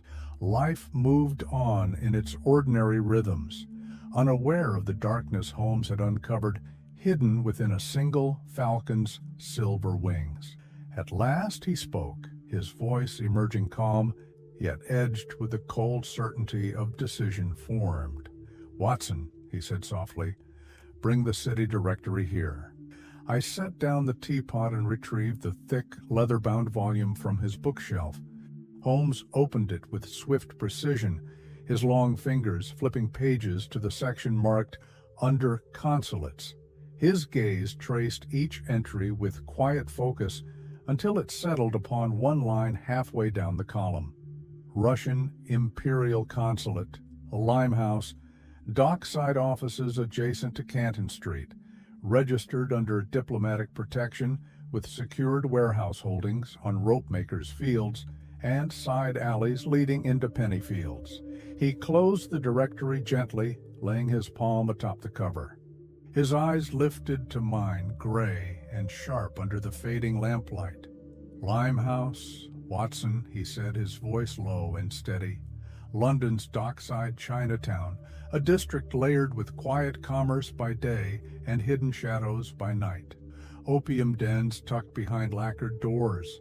Narrow alleys running between weathered brick warehouses where imported teas and silks are stored alongside less lawful goods brought in under discreet patronage.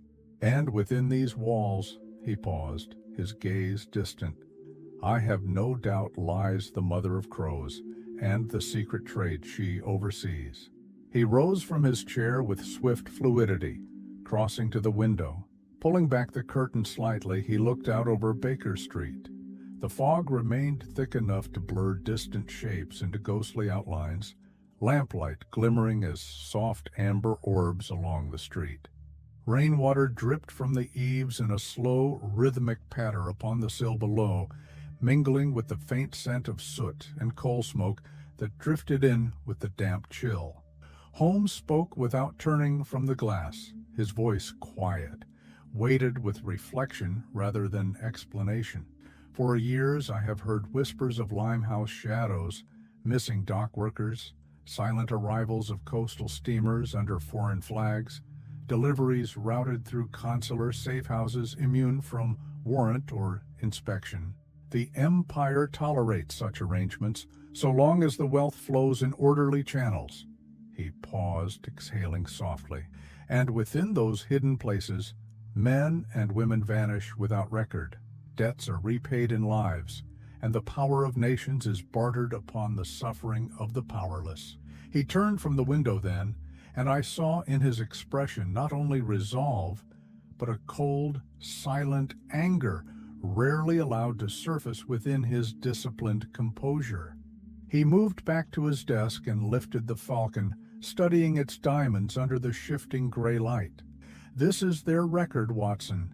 Each stone a mark against a conscience they do not possess. Each mark a testament to what money buys when nations decide silence is easier than truth." He set the falcon down carefully, its diamonds catching the pale light and scattering it across his dark wool coat in fleeting shards of brightness that vanished as quickly as they appeared. He remained standing, tall and motionless, his silhouette cast in long shadows by the dying embers of the fire. "You see, Watson," he said softly, "the consulate is their fortress. Their flag shields them from the law. No constable may enter without sparking diplomatic conflict. And yet," he paused, his eyes narrowing with quiet ferocity, "within those walls sit 203 souls waiting for a salvation that will never arrive, unless someone risks the consequences of trespass." He turned to me fully then, his gaze meeting mine with unwavering certainty. "I will not leave them there to be lost among ledgers and silence. This mother of crows trades in lives, believing herself untouchable. Tonight, we prove her wrong." Outside, the city bell towers struck noon, their deep notes rolling through the mist-laden streets like distant thunder. Within our rooms, I felt the quiet shift of the world as Holmes committed himself fully to the path before him. A path leading into Limehouse shadows, through consular walls guarded by law and fear alike, towards a confrontation with a woman who believed herself beyond consequence. The afternoon slipped by in subdued quiet. Outside, the fog thinned just enough to reveal blurred silhouettes of hansom cabs rattling past and the steady stream of pedestrians cloaked in dark wool and felt hats against the damp chill. Within our sitting room, Holmes worked at his desk with unbroken concentration. His notebooks lay open in careful rows, filled with ciphered translations, kanji character references, and sketches of the falcon's markings, each annotated in his precise, slanted script. The silver falcon itself rested upon its folded cloth, diamonds catching the muted light with a cold brilliance that made them appear almost alive in their silent testimony. I sat nearby reviewing patient notes for the coming week, though my eyes rarely moved across the pages. My attention remained fixed upon Holmes, upon the falcon, and upon the quiet resolve that filled the room with a tension so strong it felt as if even the ticking clock dared not interrupt it. Mrs. Hudson knocked once to deliver fresh tea and scones, leaving them silently upon the table before withdrawing without a word, sensing the gravity within the room. As dusk approached, the lamplighter's staff could be heard tapping along the street below, igniting each glass globe into pools of amber light beneath the thickening mist. Holmes leaned back in his chair, stretching his long fingers, his gaze shifting to the window with an expression that told me he was listening as much to the silence as to the subtle echoes within it. Suddenly, a soft creak sounded behind me, so slight it might have been the wood of the floor settling in the evening chill. But Holmes's eyes sharpened instantly, the gray irises glinting like tempered steel as he rose from his chair in a single fluid motion. Before I could turn fully towards the sound, I felt a shift in the air behind my right shoulder, the faint whisper of cloth brushing against the doorframe, followed by a flash of metal catching the lamplight. My breath caught in my chest as I turned just in time to see a dark-clad figure stepping from the shadows near the window. He moved with silent precision, feet gliding across the rug without sound. His head was shaved close, revealing the clean curve of his skull and his eyes were narrowed with the cold, unthinking focus of a striking snake. In his right hand gleamed a slender blade, its sharpened edge reflecting the trembling lamplight in a long, thin line of steel. He raised the blade towards my throat with lethal swiftness, only to freeze mid-step as the quiet click of Holmes's revolver echoed through the room. The assassin's head turned slightly, just enough to see the black barrel pressed firmly against his left temple. Holmes's long arm extended without tremor, his eyes narrowed with deadly calm. I could see the assassin's chest rise and fall in rapid, shallow breaths. His grip upon the blade remained tight, his body coiled and ready to strike, despite the gun trained upon him. Holmes spoke softly, his voice so even, it carried more threat than a shouted command. "Set it down." For a moment, the assassin's eyes flickered with calculation. Then, with slow, deliberate movements, he lowered the blade to the carpet, the tip touching down silently. Holmes pressed the revolver more firmly against his skull, forcing him to straighten upright, his arms rigid at his sides. With his free hand, Holmes retrieved a length of cord from his desk drawer and tossed it to me. "Tie his wrists, Watson, tightly." I moved with quick precision, adrenaline sharpening each movement. As I pulled the cord taut around the man's thin wrists, I could feel the wiry strength beneath his dark tunic.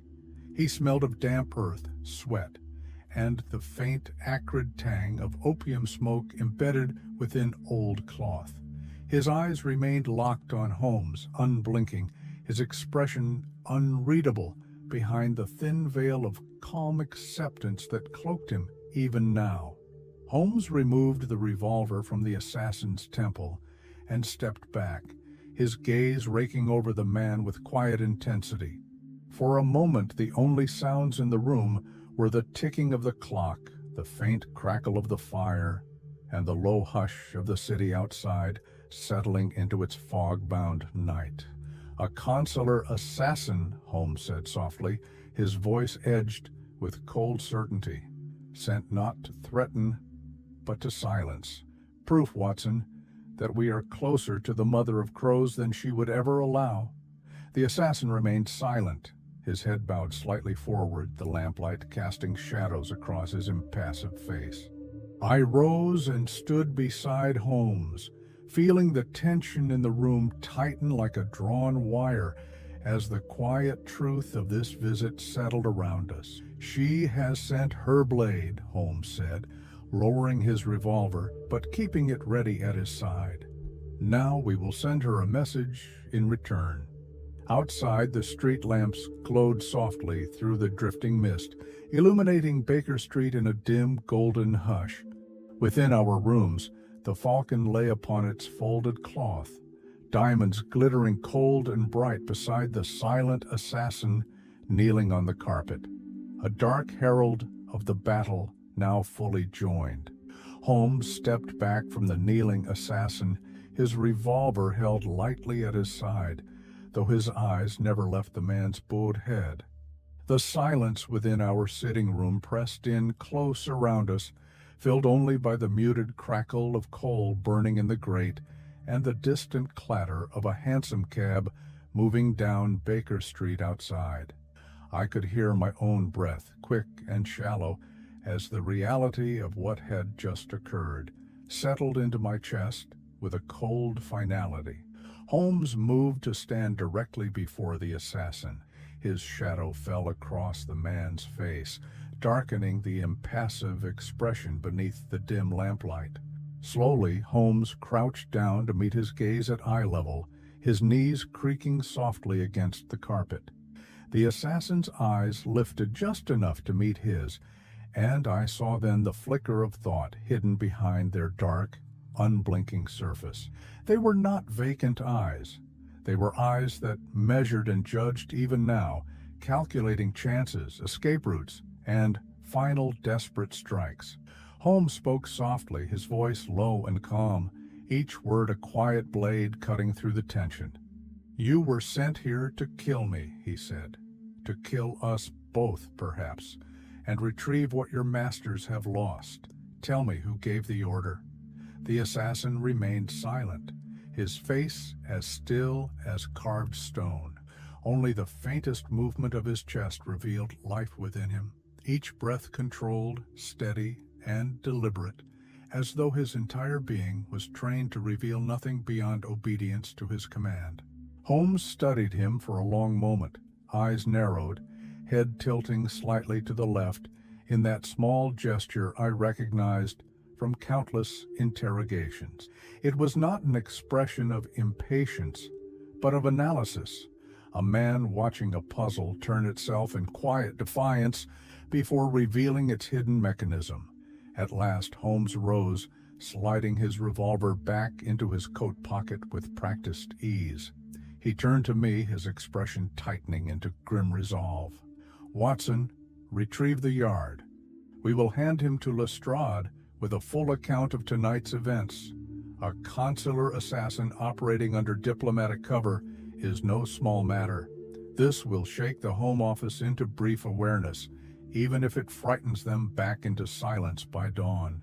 I moved quickly to the door, pausing to glance back at the assassin kneeling beneath the lamplight, his head bowed once more, bound wrists resting loosely in his lap. He made no sound, offered no struggle, and gave no sign of fear. He sat in quiet stillness, his shadow cast long and thin across the carpet by the flickering glow of the fire behind him. By the time Lestrade arrived with 2-yard constables, the assassin remained where we had left him, unmoved by the passing hours.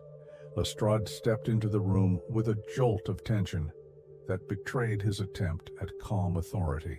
His eyes widened at the sight of the dark-clad figure kneeling silently beneath the window, the silver falcon glittering coldly upon the desk beside him.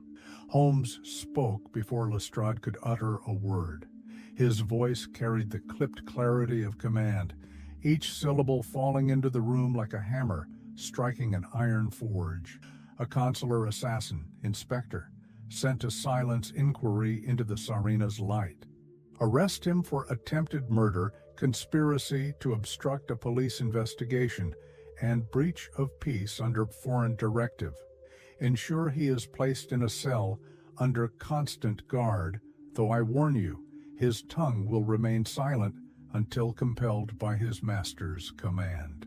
Lestrade nodded, swallowing hard as he gestured to the constables. They moved forward swiftly, each taking hold of the prisoner's arms. The assassin rose without resistance, his bound wrists still resting before him, his eyes lowered in quiet resignation. As they led him towards the door, he turned his head slightly, casting one final glance at Holmes. It was only a flicker, no words, no change of expression. But within that brief moment passed an unspoken understanding between hunter and hunted, a silent promise that this was merely the first skirmish in a deeper war yet to come. After they had gone, the room felt colder, emptier, and steeped in a quiet dread. Holmes moved to the window, drawing back the thin curtains to stare out into the fog-bound night. His reflection merged with the lamplight on the glass, creating a ghostly silhouette of a man standing upon the threshold between shadow and truth. He spoke softly, almost to himself, though his words reached me where I stood. "Proof that we are close, Watson. Close enough for the mother of crows to send her blade into our home. And blades, once drawn, can no longer be sheathed until they have tasted blood or been broken by truth." Outside, Baker Street lay quiet under the deep dark of approaching midnight, gas lamps glowing like watchful sentinels in the drifting mist. Within our rooms, the falcon remained upon its folded cloth, diamonds glittering in silent challenge to the darkness gathering beyond the window panes. The following morning dawned under a flat gray sky, the city veiled in a lingering drizzle that blurred roof lines and church spires into wavering shapes against the muted horizon. I sat at the breakfast table, stirring sugar into my tea with distracted motions, my eyes flicking occasionally to Holmes, who stood near the window, coat draped across his shoulders like a cloak against the early chill. He watched the street below with narrowed eyes, his mind clearly turned inward, far from Baker Street despite the closeness of the fog pressing against the glass. The room was silent except for the quiet clink of my spoon against porcelain and the faint shuffle of Mrs. Hudson moving about downstairs, her steps muffled by thick carpets laid over old timber floors. Outside, horses' hooves splashed through shallow puddles on the paving stones, their drivers calling to one another in muted greetings of routine commerce. All the city seemed unaware that within these quiet rooms a silent war now turned its gaze upon Holmes with intention dark enough to chill even his iron resolve. Shortly after 8 o'clock, Inspector Lestrade arrived. His knock was sharper than usual, echoing through the stillness with an urgency that drew Holmes from his thoughts at the window. Lestrade entered without waiting, shaking rain from his bowler hat and wiping moisture from his brows with a crumpled handkerchief. His coat was dark with drizzle, shoulders damp where the thin wool had failed against the persistent mist. He set his hat down on the table with a weary sigh, glancing briefly at me before turning his attention fully to Holmes. There was something in his eyes I had seen only rarely in my years observing his dealings with my friend, a flicker of uncertainty bordering on fear, hidden quickly beneath the brisk authority of his profession. Holmes studied him in silence for a moment, then gestured towards the empty chair by the hearth. Lestrade sat with a grateful heaviness, leaning forward to warm his chilled hands against the weak glow of the coal fire. Holmes spoke first, his voice quiet but edged with a calm steel. "You have spoken with the Home Office, I presume?" Lestrade nodded, his gaze fixed upon the flames. His voice, when it came, was low and tired. "They are concerned, Holmes. The Russian consul has lodged a formal protest regarding the arrest of their staff member. They claim diplomatic immunity. The Foreign Secretary fears escalation. There is talk of forced release by end of day to preserve trade agreements and Arctic shipping rights." Holmes's eyes narrowed, though his expression did not change. He moved across the room in slow, measured steps, standing before Lestrade with silent authority. "And the 203 souls listed within the Falcon's ledger?" he asked softly. "What concern has the Home Office shown for them?" Lestrade swallowed, glancing up with weary defeat in his eyes. "None that I can see, Holmes. They want the matter closed before the press learns the details. The diplomatic repercussions—" He shook his head slowly, as though the words themselves left a sour taste upon his tongue. Holmes remained silent, studying him with a gaze so intent I saw Lestrade flinch under its quiet ferocity. At last Holmes turned away, moving back to his desk where the silver falcon lay upon its folded cloth. He stood before it for a long moment, his thin fingers brushing lightly across the diamonds set into its wings, each stone catching the dim daylight and returning it in cold flickers against the dark paneled walls. He spoke without turning, his voice low, carrying the quiet resonance of iron striking an anvil.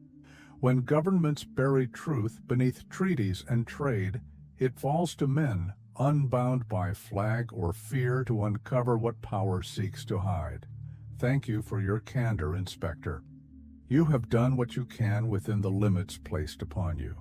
Lestrade rose, placing his damp hat back upon his thinning hair. He paused, looking at Holmes with an expression that was part regret and part unspoken respect. "Be careful, Holmes," he said quietly. "If they are willing to kill to keep this secret—" His words trailed off, unfinished, yet all the more ominous in their silence. Holmes inclined his head in a gesture of cool acknowledgment, then turned his gaze once more to the falcon, studying its glittering wings with the focused stillness of a man who knew he had reached a threshold beyond which lay no further protection, only the truth and the darkness it carried. After Lestrade departed, the rooms fell silent again, filled only with the ticking of the mantel clock and the muffled hush of rain upon the windows. Holmes remained standing at his desk, the falcon before him, his eyes sharp and unblinking, as though reading the final lines of a story written in blood and tears across oceans and nations alike. The day slipped quietly towards afternoon, the rain fading into a light mist that drifted past the windows like thin smoke curling through pale winter light. Holmes remained standing at his desk, unmoving, the silver falcon resting before him upon its folded cloth. Its diamonds glimmered faintly with each subtle shift of lamplight, casting small shards of brilliance across his dark wool coat. He stared at it in silence, his tall frame rigid with focus, as though every thought within him converged upon the puzzle embodied within that small, glittering figure. I watched from my armchair, feeling the quiet tension gather around him like a drawn bow. Outside, the muffled sounds of Baker Street life drifted upwards, the rattle of carriage wheels over wet paving stones, the clipped barks of street vendors calling prices to hurried passers-by, the rhythmic scrape of broom bristles sweeping coal dust and damp leaves from stone steps. Each sound felt strangely distant, as though we sat within a chamber removed from the world, held apart by the quiet gravity of what Holmes now carried in his mind. At last he moved. His right hand reached out and rested upon the falcon, his fingers curling gently around its silver wings. For a moment he stood perfectly still, eyes closed, breathing slow and steady, as if feeling the weight of every life bound within the cold brilliance of its diamonds. Then he spoke, his voice emerging low and calm, each word deliberate, carrying a quiet force that seemed to still the very air within the room. "Watson," he said, "gather your revolver and a fresh box of cartridges. We will be leaving within the hour." I felt my chest tighten, though I rose without question, retrieving the Webley revolver from the locked case in my desk drawer. As I checked the cylinder and oiled the hinge, I glanced towards Holmes, watching him as he carefully placed the falcon back into his leather satchel and closed the brass clasp with precise finality. He moved to the coat stand and pulled on his long, dark overcoat, the wool falling in clean lines down to his polished boots. He adjusted the collar high around his throat, then reached for his dark felt hat and settled it firmly upon his head, casting his sharp features into shadow beneath its brim. Holmes turned to face me, and in that moment I saw fully the resolve burning within his gray eyes. It was not the restless spark of curiosity that often animated his gaze, nor the quicksilver excitement of an unsolved cipher revealed at last. This was something deeper, darker, forged in a quiet fury that I had only seen in him on rare occasions when the suffering of the innocent demanded from him a price he would willingly pay. "We are going to Limehouse, Watson," he said, his voice low and even, carrying a quiet finality.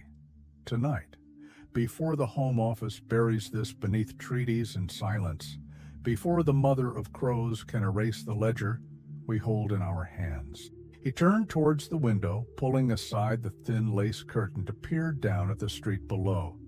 The mist drifted past in pale, curling ribbons, blurring the shapes of hansom cabs rattling by and pedestrians hunched beneath umbrellas against the damp chill of late autumn. For a moment Holmes stood watching, his silhouette tall and still against the dim afternoon light. Then he let the curtain fall back into place and turned towards me with that faint, fleeting curve of his mouth that spoke of the quiet acceptance of danger chosen freely. "Justice," he said softly, is a word they will never speak in those halls, but tonight we will remind them of its meaning. He picked up his satchel and strode towards the door, his boots silent upon the worn carpet.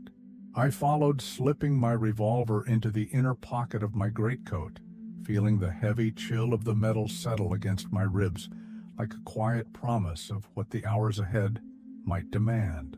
As we stepped out into the mist-bound afternoon, the door closed softly behind us, leaving our rooms empty and silent, save for the ticking clock and the quiet echo of two men walking willingly into the shadowed heart of Limehouse, towards a confrontation from which neither power nor darkness would emerge unchanged.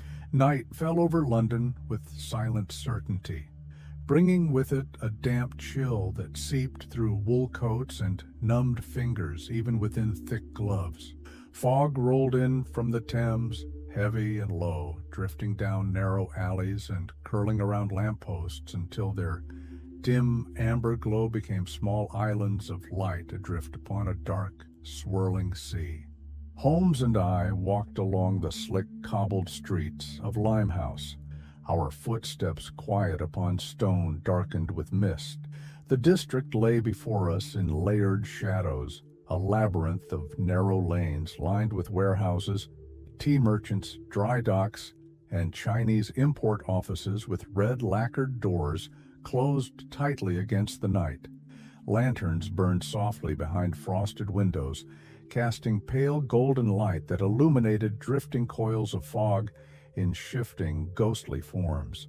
From somewhere further down Canton Street came the muted clang of ship bells and the rhythmic creak of mooring lines strained against the rising tide.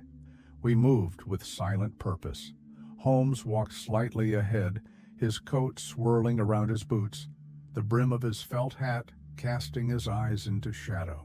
His right hand rested lightly within his coat pocket, where the falcon lay hidden in its satchel, a silent ledger of lives bought and sold, each diamond carrying a name unseen by any law but the law of money and quiet death. At last, we reached a narrow alley running behind a row of dockside tea warehouses. Here the fog thickened until only the dim glow of distant street lamps filtered through in blurred, trembling circles of gold.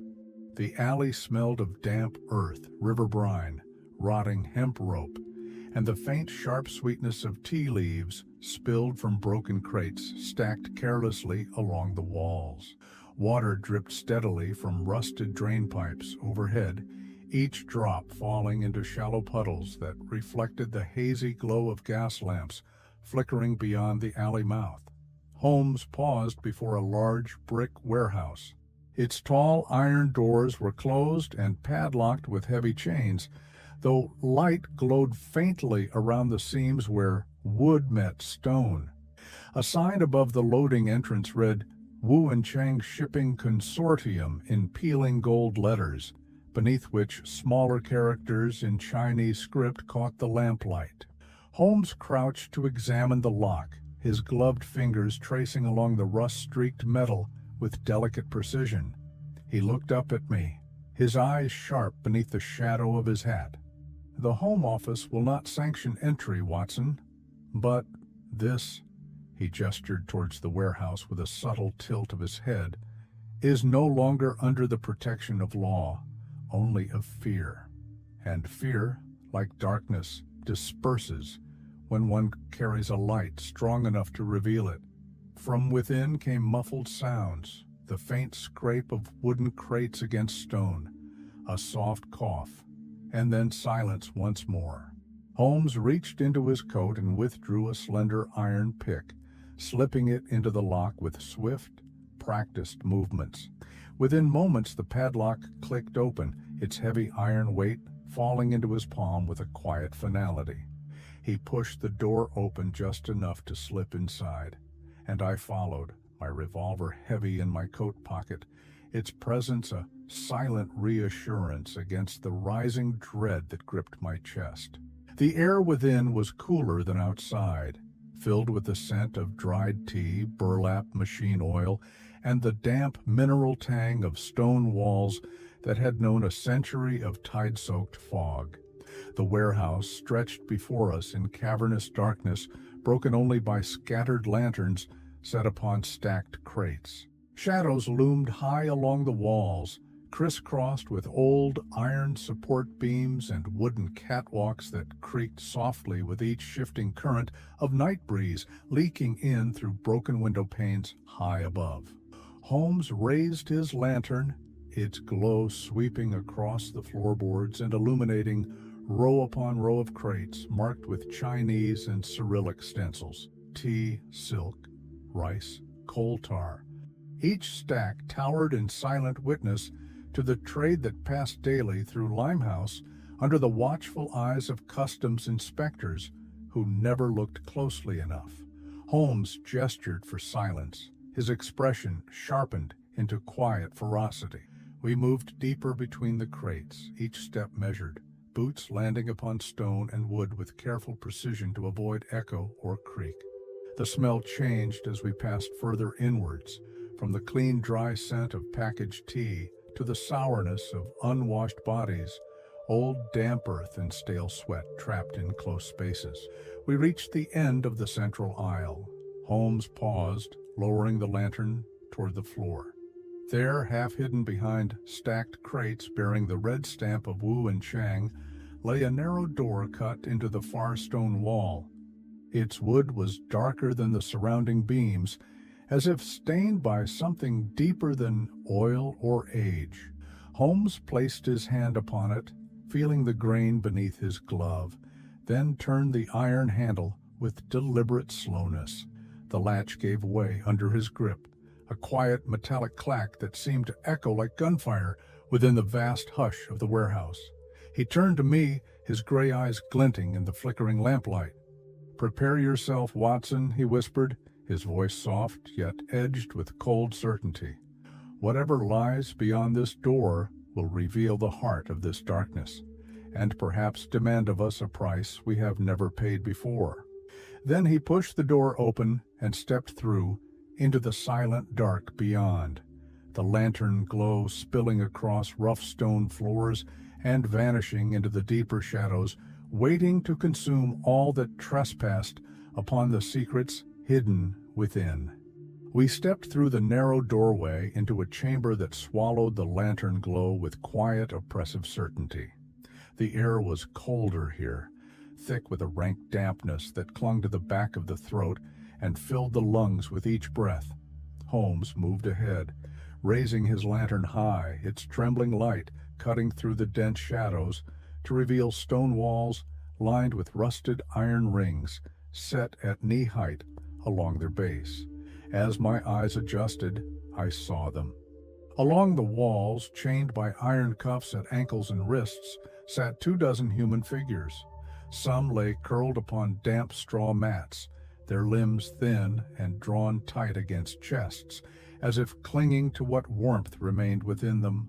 Others sat upright, backs pressed against cold stone, staring forward with blank, unfocused eyes that reflected nothing of the lantern's soft, flickering light. They were men and women both, of varying ages, though none appeared elderly. Their clothes were torn or rotting linen shirts, thin cotton trousers, simple work garments stained dark with sweat and dirt. Bare feet rested upon cold flagstones littered with straw, husks of rice grains, and small dark stains where water and waste pooled between uneven slabs. The smell was sharp: old urine, unwashed skin, damp straw, and a faint sour tang of rice water left to ferment in forgotten bowls.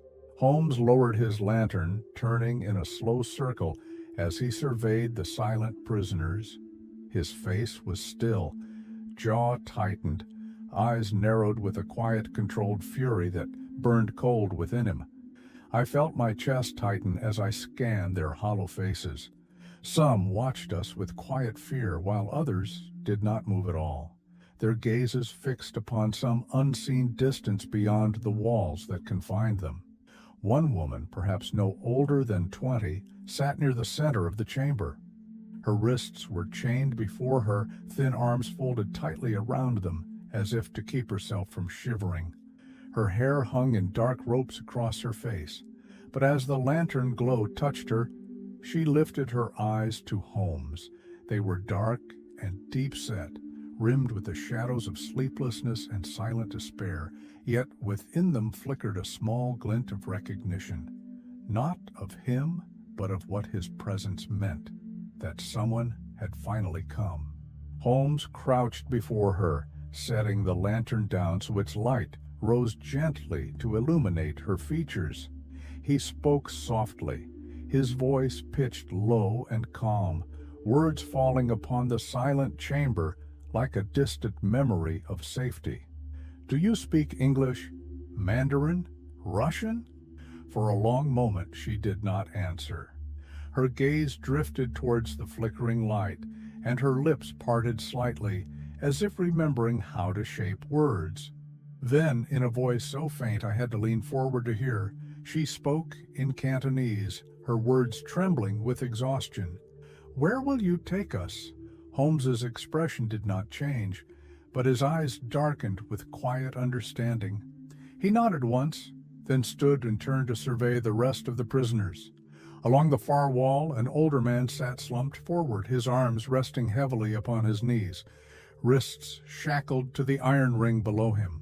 His face was lined with deep creases of hard labor and grief, his graying hair hanging in damp clumps around his temples.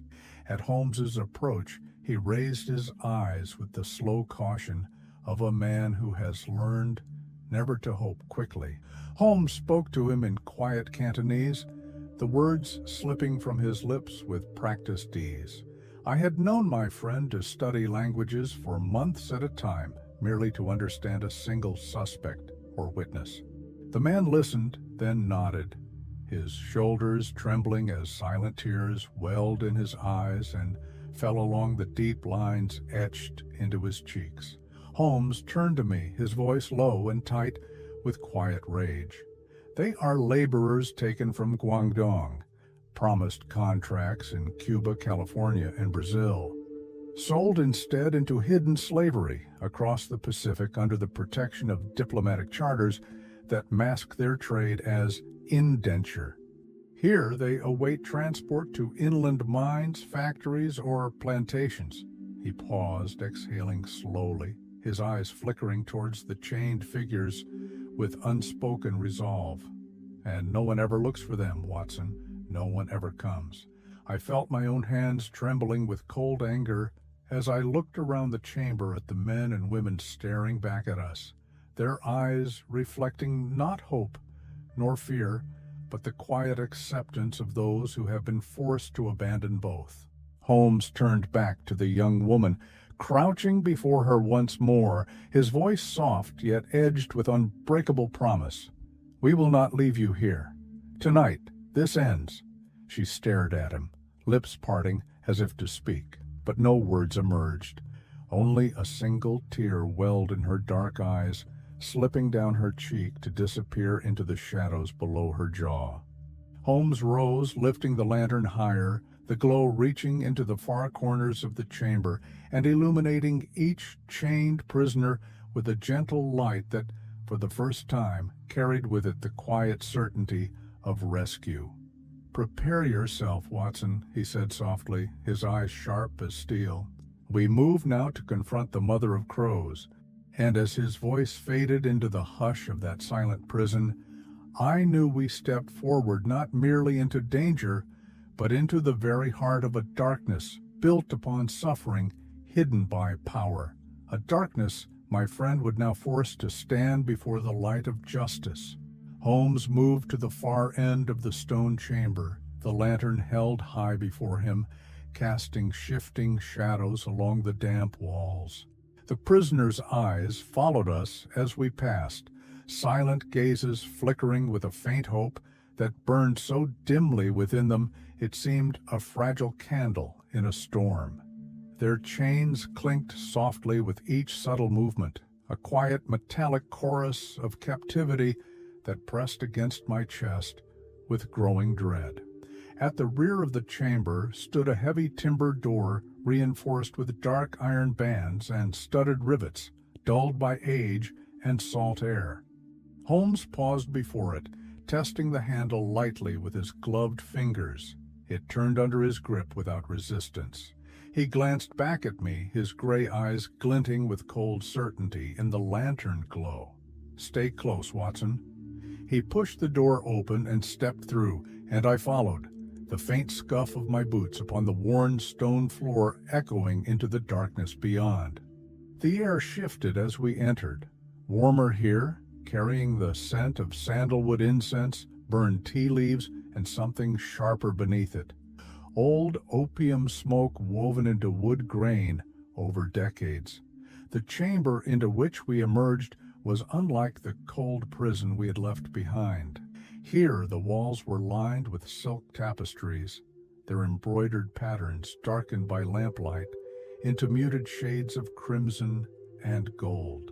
A thick woven rug covered the stone floor, its intricate pattern hidden in shadow beneath the dim glow of hanging lanterns spaced evenly along the beams. At the center of the room sat a low platform of polished teak wood.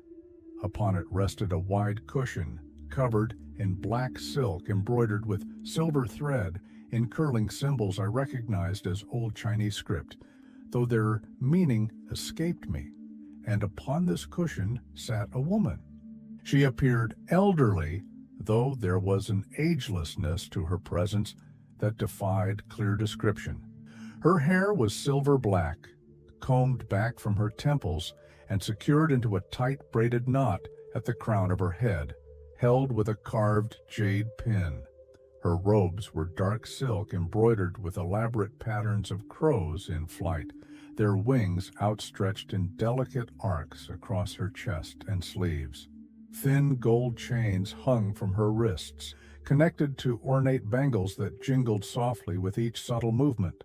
She sat upright, her back straight and her hands folded in her lap.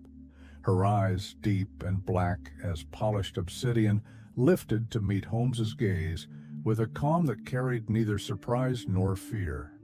In her right palm, resting lightly upon her folded fingers, lay a single, large diamond. It caught the lantern light, scattering sharp glints across her robe like cold stars upon a night sea. For a long moment, silence filled the chamber.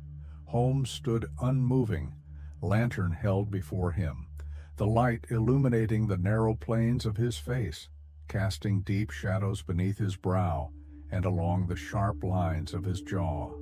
The woman watched him with a quiet, measured patience, as though observing a messenger sent to deliver words she already knew. At last she spoke. Her voice was low and smooth, carrying a quiet command that seemed to still even the shadows around her.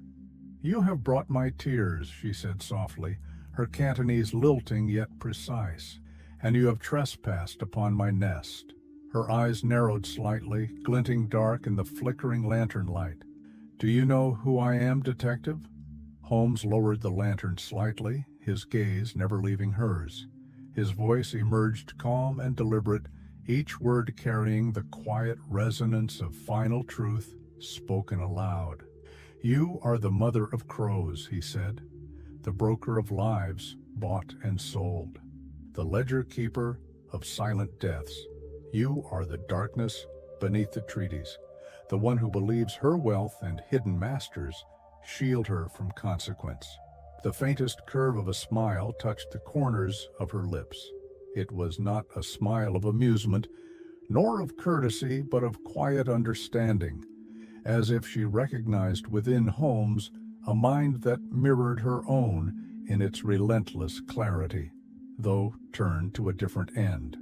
"I deliver the tears to those who pay," she whispered, her eyes never blinking. "And in return I feed the empire of men like you.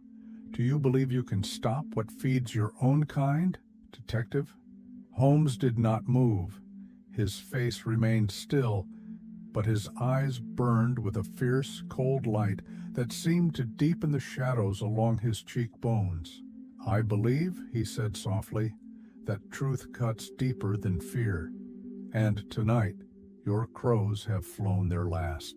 For a moment, the room remained silent, the faint hiss of lantern wicks the only sound between them. Outside, beyond the thick brick walls, I could hear the distant clang of ship bells upon the Thames, a quiet reminder of the world that turned unknowingly upon the hidden suffering of lives traded in shadows. The mother of crows tilted her head slightly, studying Holmes with eyes as black and still as midnight water. "We shall see," she whispered, closing her fingers slowly around the diamond in her palm until it disappeared within her grasp.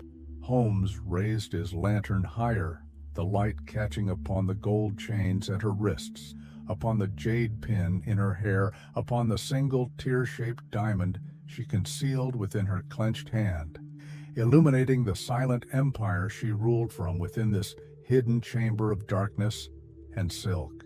Holmes stood motionless before the mother of crows, the lantern raised high in his right hand, casting a bright, unwavering glow across her lined face.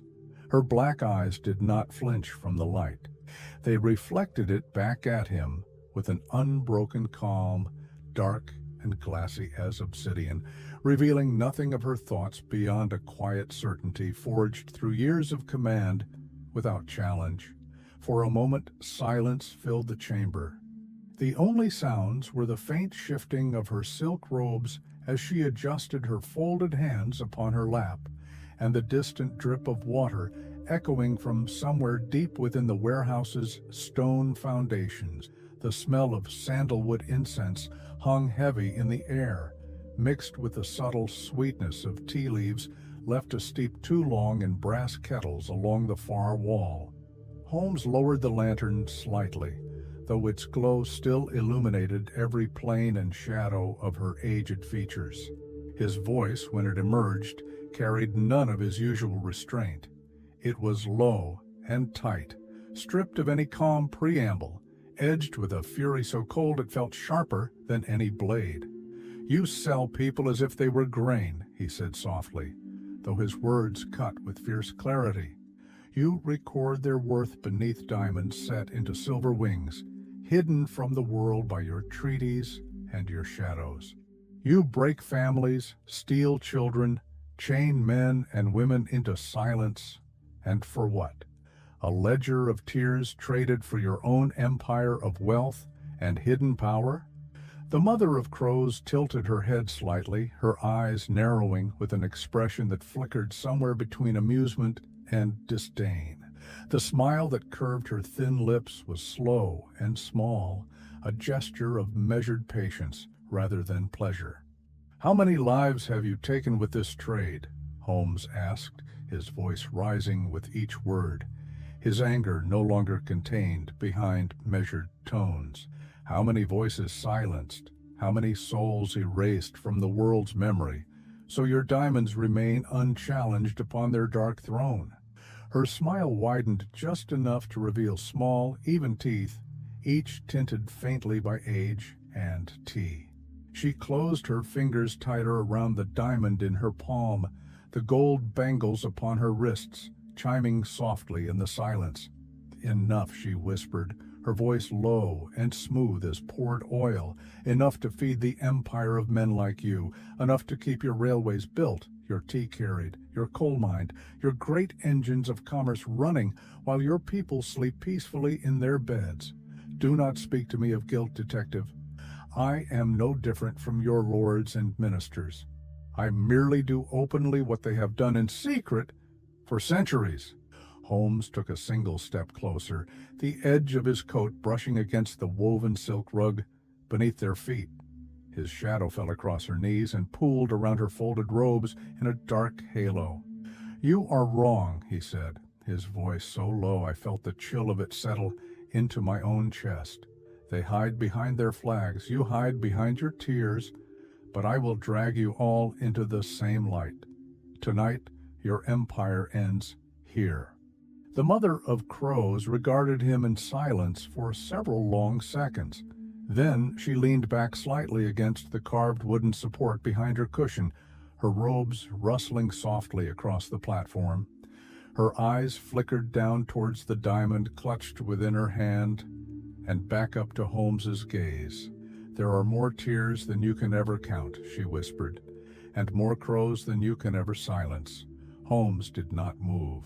The lantern in his hand burned steady and bright, casting long, sharp shadows across the walls, hung with dark tapestries embroidered in silver thread. For a single moment I saw clearly the quiet fury upon his face, an anger born not of wounded pride nor threatened ego, but of a deep, immovable disgust for the cruelty that thrived unchallenged in shadows men refused to see. We stood there together, silent in the dim lantern glow, as the mother of crows gazed upon him with her calm, knowing smile, each awaiting the next movement in a confrontation now fully revealed. A confrontation between justice sharpened into silent resolve and power so deeply rooted it believed itself beyond any consequence.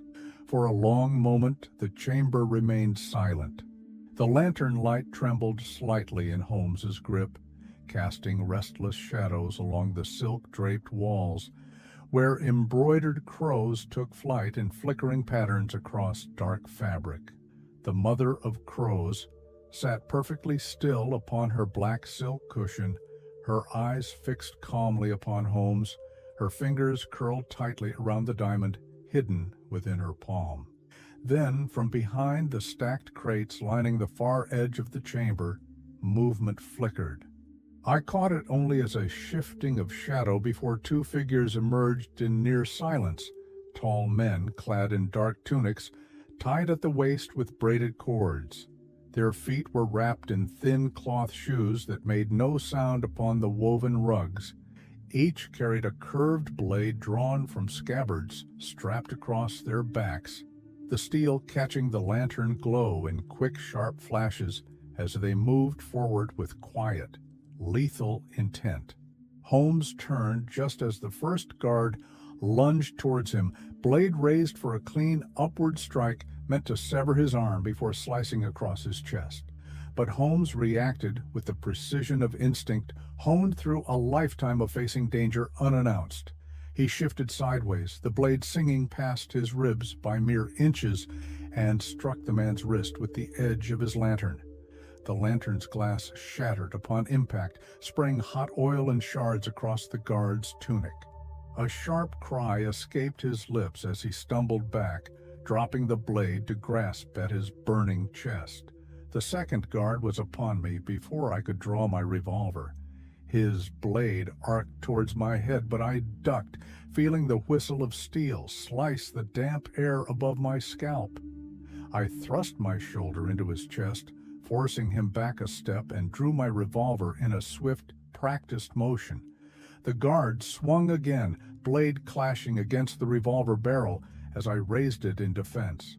Pain shot up my wrist from the impact, but I turned the weapon and brought the butt down hard upon his jaw. The crack of bone echoed through the chamber as his head snapped sideways, blood spraying across his tunic in a fine mist before he collapsed to his knees, the blade slipping from his fingers to clatter upon the stone floor. I stepped back, chest heaving, the revolver trembling faintly in my grip as adrenaline roared through my veins. Holmes, meanwhile, had tackled the first guard to the ground. Even as the man struggled, coughing from the burning oil seeping through his tunic, Holmes twisted the blade from his grip and flung it across the room, where it embedded itself with a solid thud into one of the timber support beams. He rolled away just as the guard's elbow struck towards his face, and in a single fluid motion, Holmes drove his knee into the man's stomach, knocking the breath from his lungs. The guard collapsed with a choking gasp, his eyes rolling back as unconsciousness claimed him. Silence fell again, broken only by the ragged sound of our breathing and the faint hiss of oil burning itself out upon the stone floor. The mother of crows remained upon her cushion, unmoved, watching with her dark, unblinking gaze, as if she had merely witnessed the overturning of a teacup, not the brutal disabling of her protectors. Holmes rose slowly to his feet, his chest rising and falling with exertion, dark hair disheveled where it fell across his brow. He turned to face her, the broken remains of the lantern casting shifting shadows up his coat and along the high arch of his cheekbones. His eyes burned with a cold fury sharpened into quiet triumph. "Your crows are fallen," he said softly. "What empire remains when its wings are broken?" The mother of crows tilted her head slightly, her expression unchanged, lips curving into that same small, knowing smile. "Crows fly in flocks," she whispered, closing her fingers tighter around the diamond in her palm until her knuckles turned white. "And flocks can never be caught all at once." At that moment, behind us, the heavy door slammed open with a thunderous bang. The echo rolled through the chamber like the crack of cannon fire. And into the room stormed uniformed constables, their boots thudding heavily upon the stone floor, pistols and batons drawn, lanterns raised high to flood the space with brilliant light that pushed the shadows back into trembling corners. Lestrade strode forward, his coat flaring behind him, eyes sharp as he took in the scene, the mother of crows seated upon her cushion, her fallen guards unconscious at our feet, Holmes standing tall with his fists clenched in silent readiness, and myself gripping my revolver with both hands, my chest heaving with the last shreds of adrenaline still burning in my blood. Holmes turned to him, his voice calm and edged with quiet satisfaction. "You are just in time, Inspector." Lestrade nodded once, eyes narrowing upon the silent woman seated upon her throne of shadows and silk. He gestured sharply to the constables, and they moved forward in swift, disciplined formation, pistols trained upon her as they spread out to secure the chamber and its captives. Holmes lowered his fists and stepped back, exhaling a long, controlled breath as the quiet roar of his fury faded into cold, resolute calm. Outside, beyond the thick walls of the warehouse, the muffled cries of gulls drifted down from the fog-draped docks, their lonely calls rising into the silent night, now forever changed by what this chamber had revealed. The room filled quickly with constables, their heavy boots echoing across the stone floor, blending with the sharp commands barked in clipped tones as they fanned out to secure the chamber. The golden glow of their lanterns illuminated every corner, chasing shadows from beneath the silk-hung walls and revealing the quiet opulence concealed within this hidden sanctum of trade. The flickering light caught upon the gold bangles adorning the mother of crow's wrists, upon the dark polished jade pin securing her braided hair, upon the single large diamond clenched within her thin curled fingers.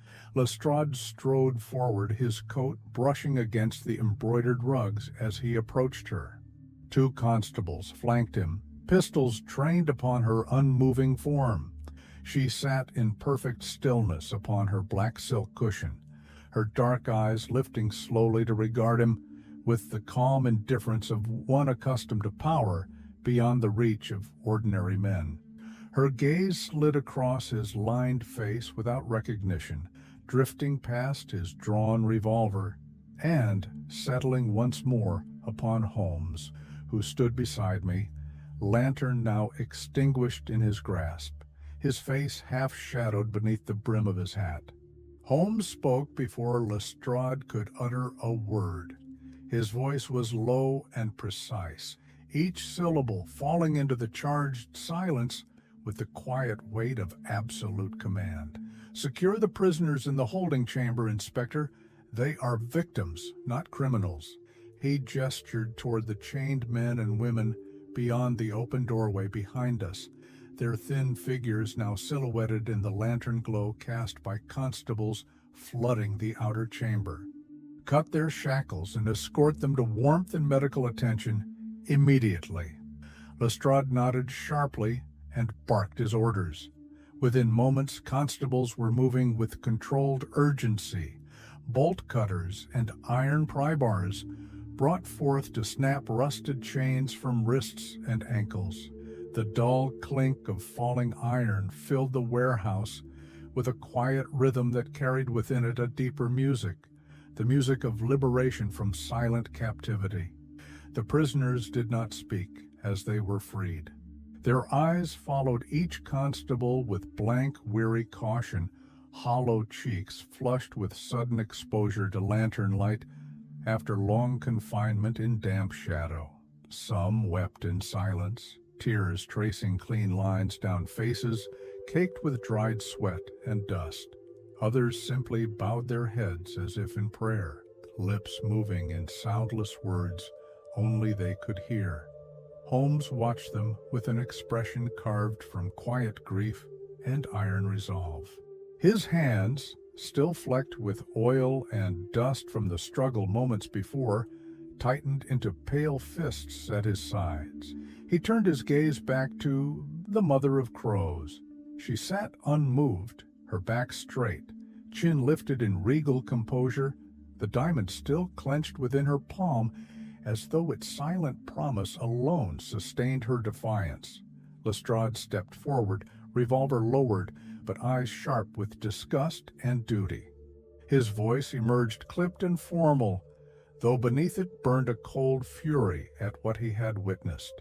You are under arrest for conspiracy in human trafficking, false imprisonment, and obstruction of justice under Crown jurisdiction. He gestured to the two constables standing behind her. "Remove her from this place." They moved forward, reaching down to grip her thin arms with firm precision. The gold bangles upon her wrists jingled softly as they lifted her to her feet. Still, she did not resist. Her dark eyes remained fixed upon Holmes, unblinking, silent and knowing. As they turned her towards the doorway, her gaze passed over the freed prisoners gathered beyond the chamber threshold. For the first time, her calm composure flickered, a shadow of something cold and sharp sliding across her expression, not fear, but calculation unfinished, the recognition that her empire would not fall quietly with her alone. Holmes stepped forward, stopping just beside her as she passed. His voice emerged in a whisper only she could hear, though I stood close enough to catch every word. "The tears are no longer yours to sell," he said softly, "and your crows will scatter before the light of dawn." She tilted her head slightly towards him, lips curving in the faintest echo of her earlier smile.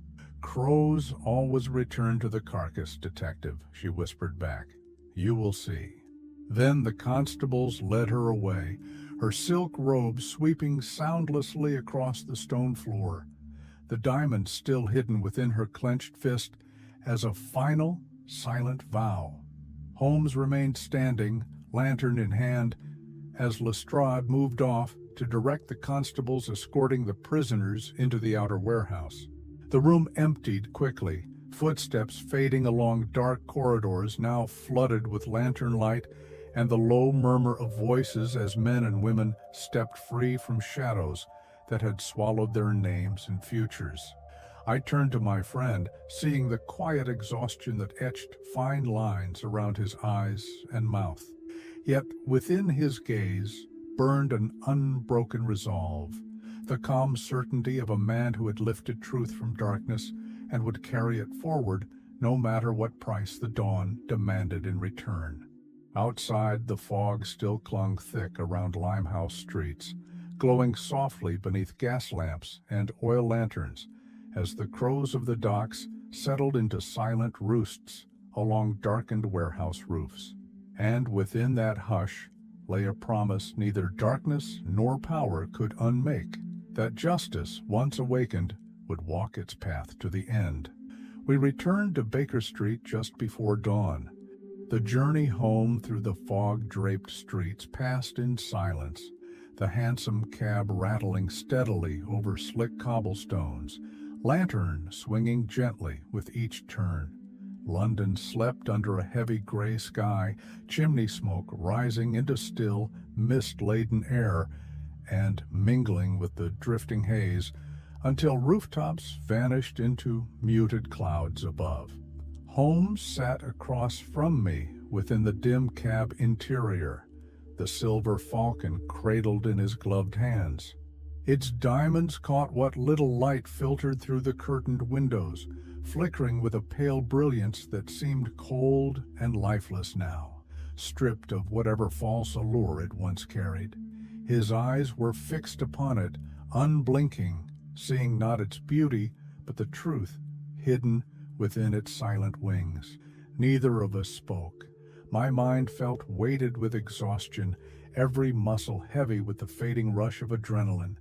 The images of the prisoners, their thin faces, hollow eyes, and silent tears, drifted before my thoughts in a quiet procession that refused to fade. Even the faint clatter of hooves and wheels upon the stone streets seemed distant, as though the world itself had retreated into hushed mourning for what we had witnessed. Mrs. Hudson met us at the door with wide, worried eyes. Her gaze drifted from Holmes's drawn face to my own pallor before she stepped aside silently, allowing us to enter without a word. Holmes ascended the stairs first, his boots whispering along the worn carpet runner, his silhouette tall and narrow beneath his dark coat. I followed, feeling the deep chill of dawn slip beneath my collar, despite the warmth of the hallway. Within our parlor, Holmes set the falcon gently upon his desk, upon the folded cloth still laid out from the night before. He removed his hat and coat with slow, deliberate movements, draping them across the back of his chair before lowering himself into the seat with a soft sigh. For a long time, he did not move. He sat with his elbows resting upon the armrests, fingertips pressed together beneath his chin, eyes fixed upon the falcon, as though seeking to read the final lines of a tragedy written only for him. I removed my own coat, hung it upon the hook near the door, and poured 2 cups of tea, setting one upon the table beside him. The steam rose in thin, curling threads into the dim morning light filtering through the curtains, carrying the faint scent of bergamot and warm porcelain. He did not reach for it. Instead, his gaze remained upon the falcon, the flicker of dawn catching upon its diamonds and casting small, cold lights across his face. At last I spoke, my voice emerging quiet and rough with fatigue. Will there be justice, Holmes? For them? For all who were lost beyond even her reach? Holmes did not look up. His gray eyes remained fixed upon the falcon as he spoke, each word measured, edged with a weary certainty that carried the weight of unspoken grief. Justice, Watson, is rarely what we wish it to be. The mother of crows will face charges under what little law remains unshielded by treaties. Some of her network will scatter and rebuild. Some will vanish into embassies and consulates, hidden behind flags and languages they believe will protect them. He paused, exhaling softly. And some will simply shift their trade along darker routes, unseen again until another ship arrives with its silent cargo of death. He fell silent then, his fingers steepled before his lips, eyes half closed in quiet contemplation. The clock upon the mantel ticked steadily, filling the hush between us with its calm, unbreakable rhythm. Outside, the city began to stir. Milk carts rattled down Baker Street, hooves splashing through shallow puddles left by the night's drizzle. The cry of a newsboy drifted faintly through the fog, calling headlines that spoke nothing of crows or tears or silent ships of the dead. Finally, Holmes lowered his hands and reached out to touch the falcon, his fingertips brushing lightly across its diamond wings. When power hides crime behind flags and embassies, "Watson," he said softly, "justice is rarely more than a word. But truth—" He paused, his voice tightening with quiet resolve. "Truth cannot remain buried forever. Not while there are men left willing to dig for it, no matter the darkness that guards it." He sat back then, folding his hands in his lap, his eyes fixed upon the falcon, with a gaze that burned not with triumph, but with the quiet, unbreakable promise of a man who had chosen to stand within the shadows, not because he loved them, but because he refused to leave them unchallenged.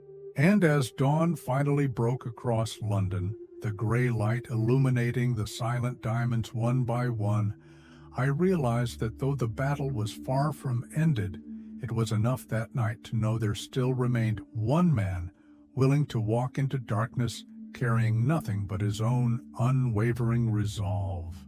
Morning unfolded slowly across Baker Street, light creeping through the curtains in pale shafts that illuminated floating dust motes drifting silently within our parlor. Holmes remained seated at his desk, the silver falcon before him upon its folded cloth, its diamonds glowing cold and bright in the dawn light. He had not moved for nearly an hour, save for the slight rise and fall of his chest with each quiet breath. His eyes were half closed, though I knew he was not resting. His mind turned ceaselessly behind those heavy lids, weaving the final threads of understanding into the vast, silent tapestry he had uncovered. I stood near the window, teacup in hand, staring out at the street below.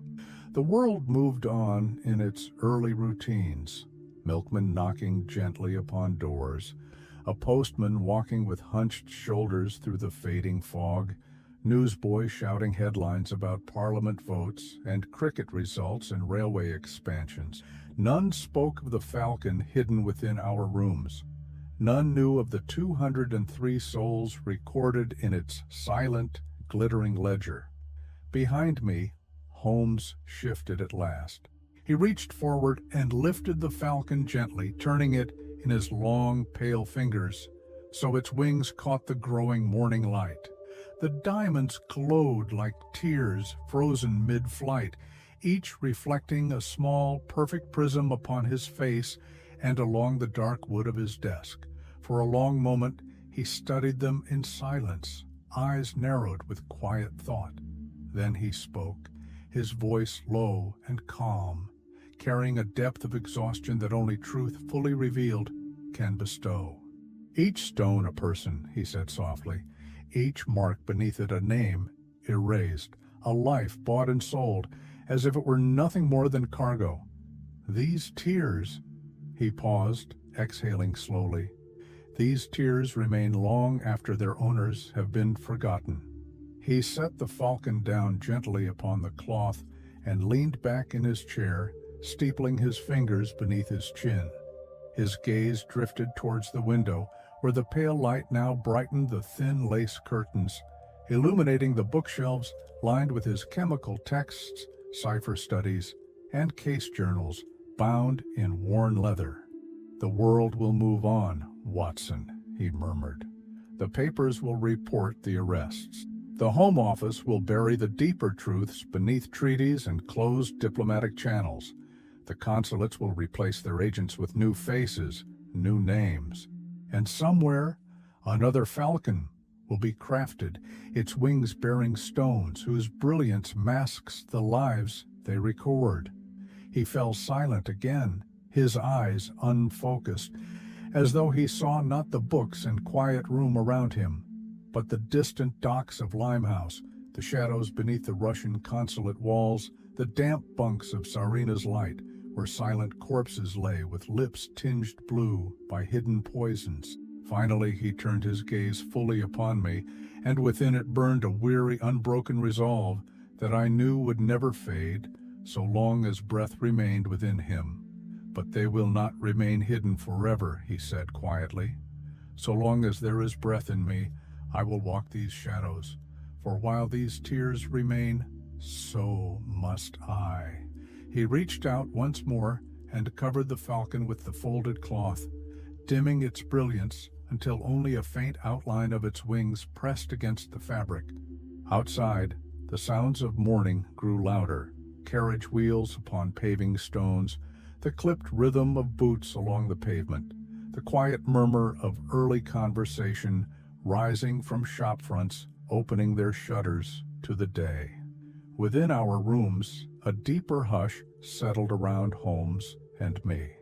It was not the silence of peace nor of despair, but the silence of knowledge carried alone, the silence that remains after truth has spoken all it can, leaving only resolve to hold its place against the shifting tide of the world.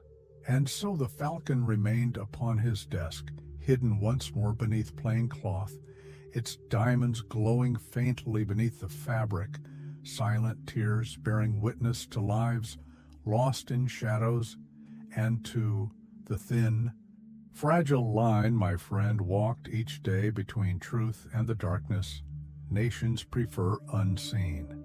Thank you for joining me through this long and quiet journey into shadows and light. As you rest now, allow your breath to soften, your shoulders to release their weight, and your mind to let go of each image and word until they drift away like fog lifting from the river at dawn. Know that in this quiet moment, you are safe. The darkness is far beyond these walls, and here there's only calm.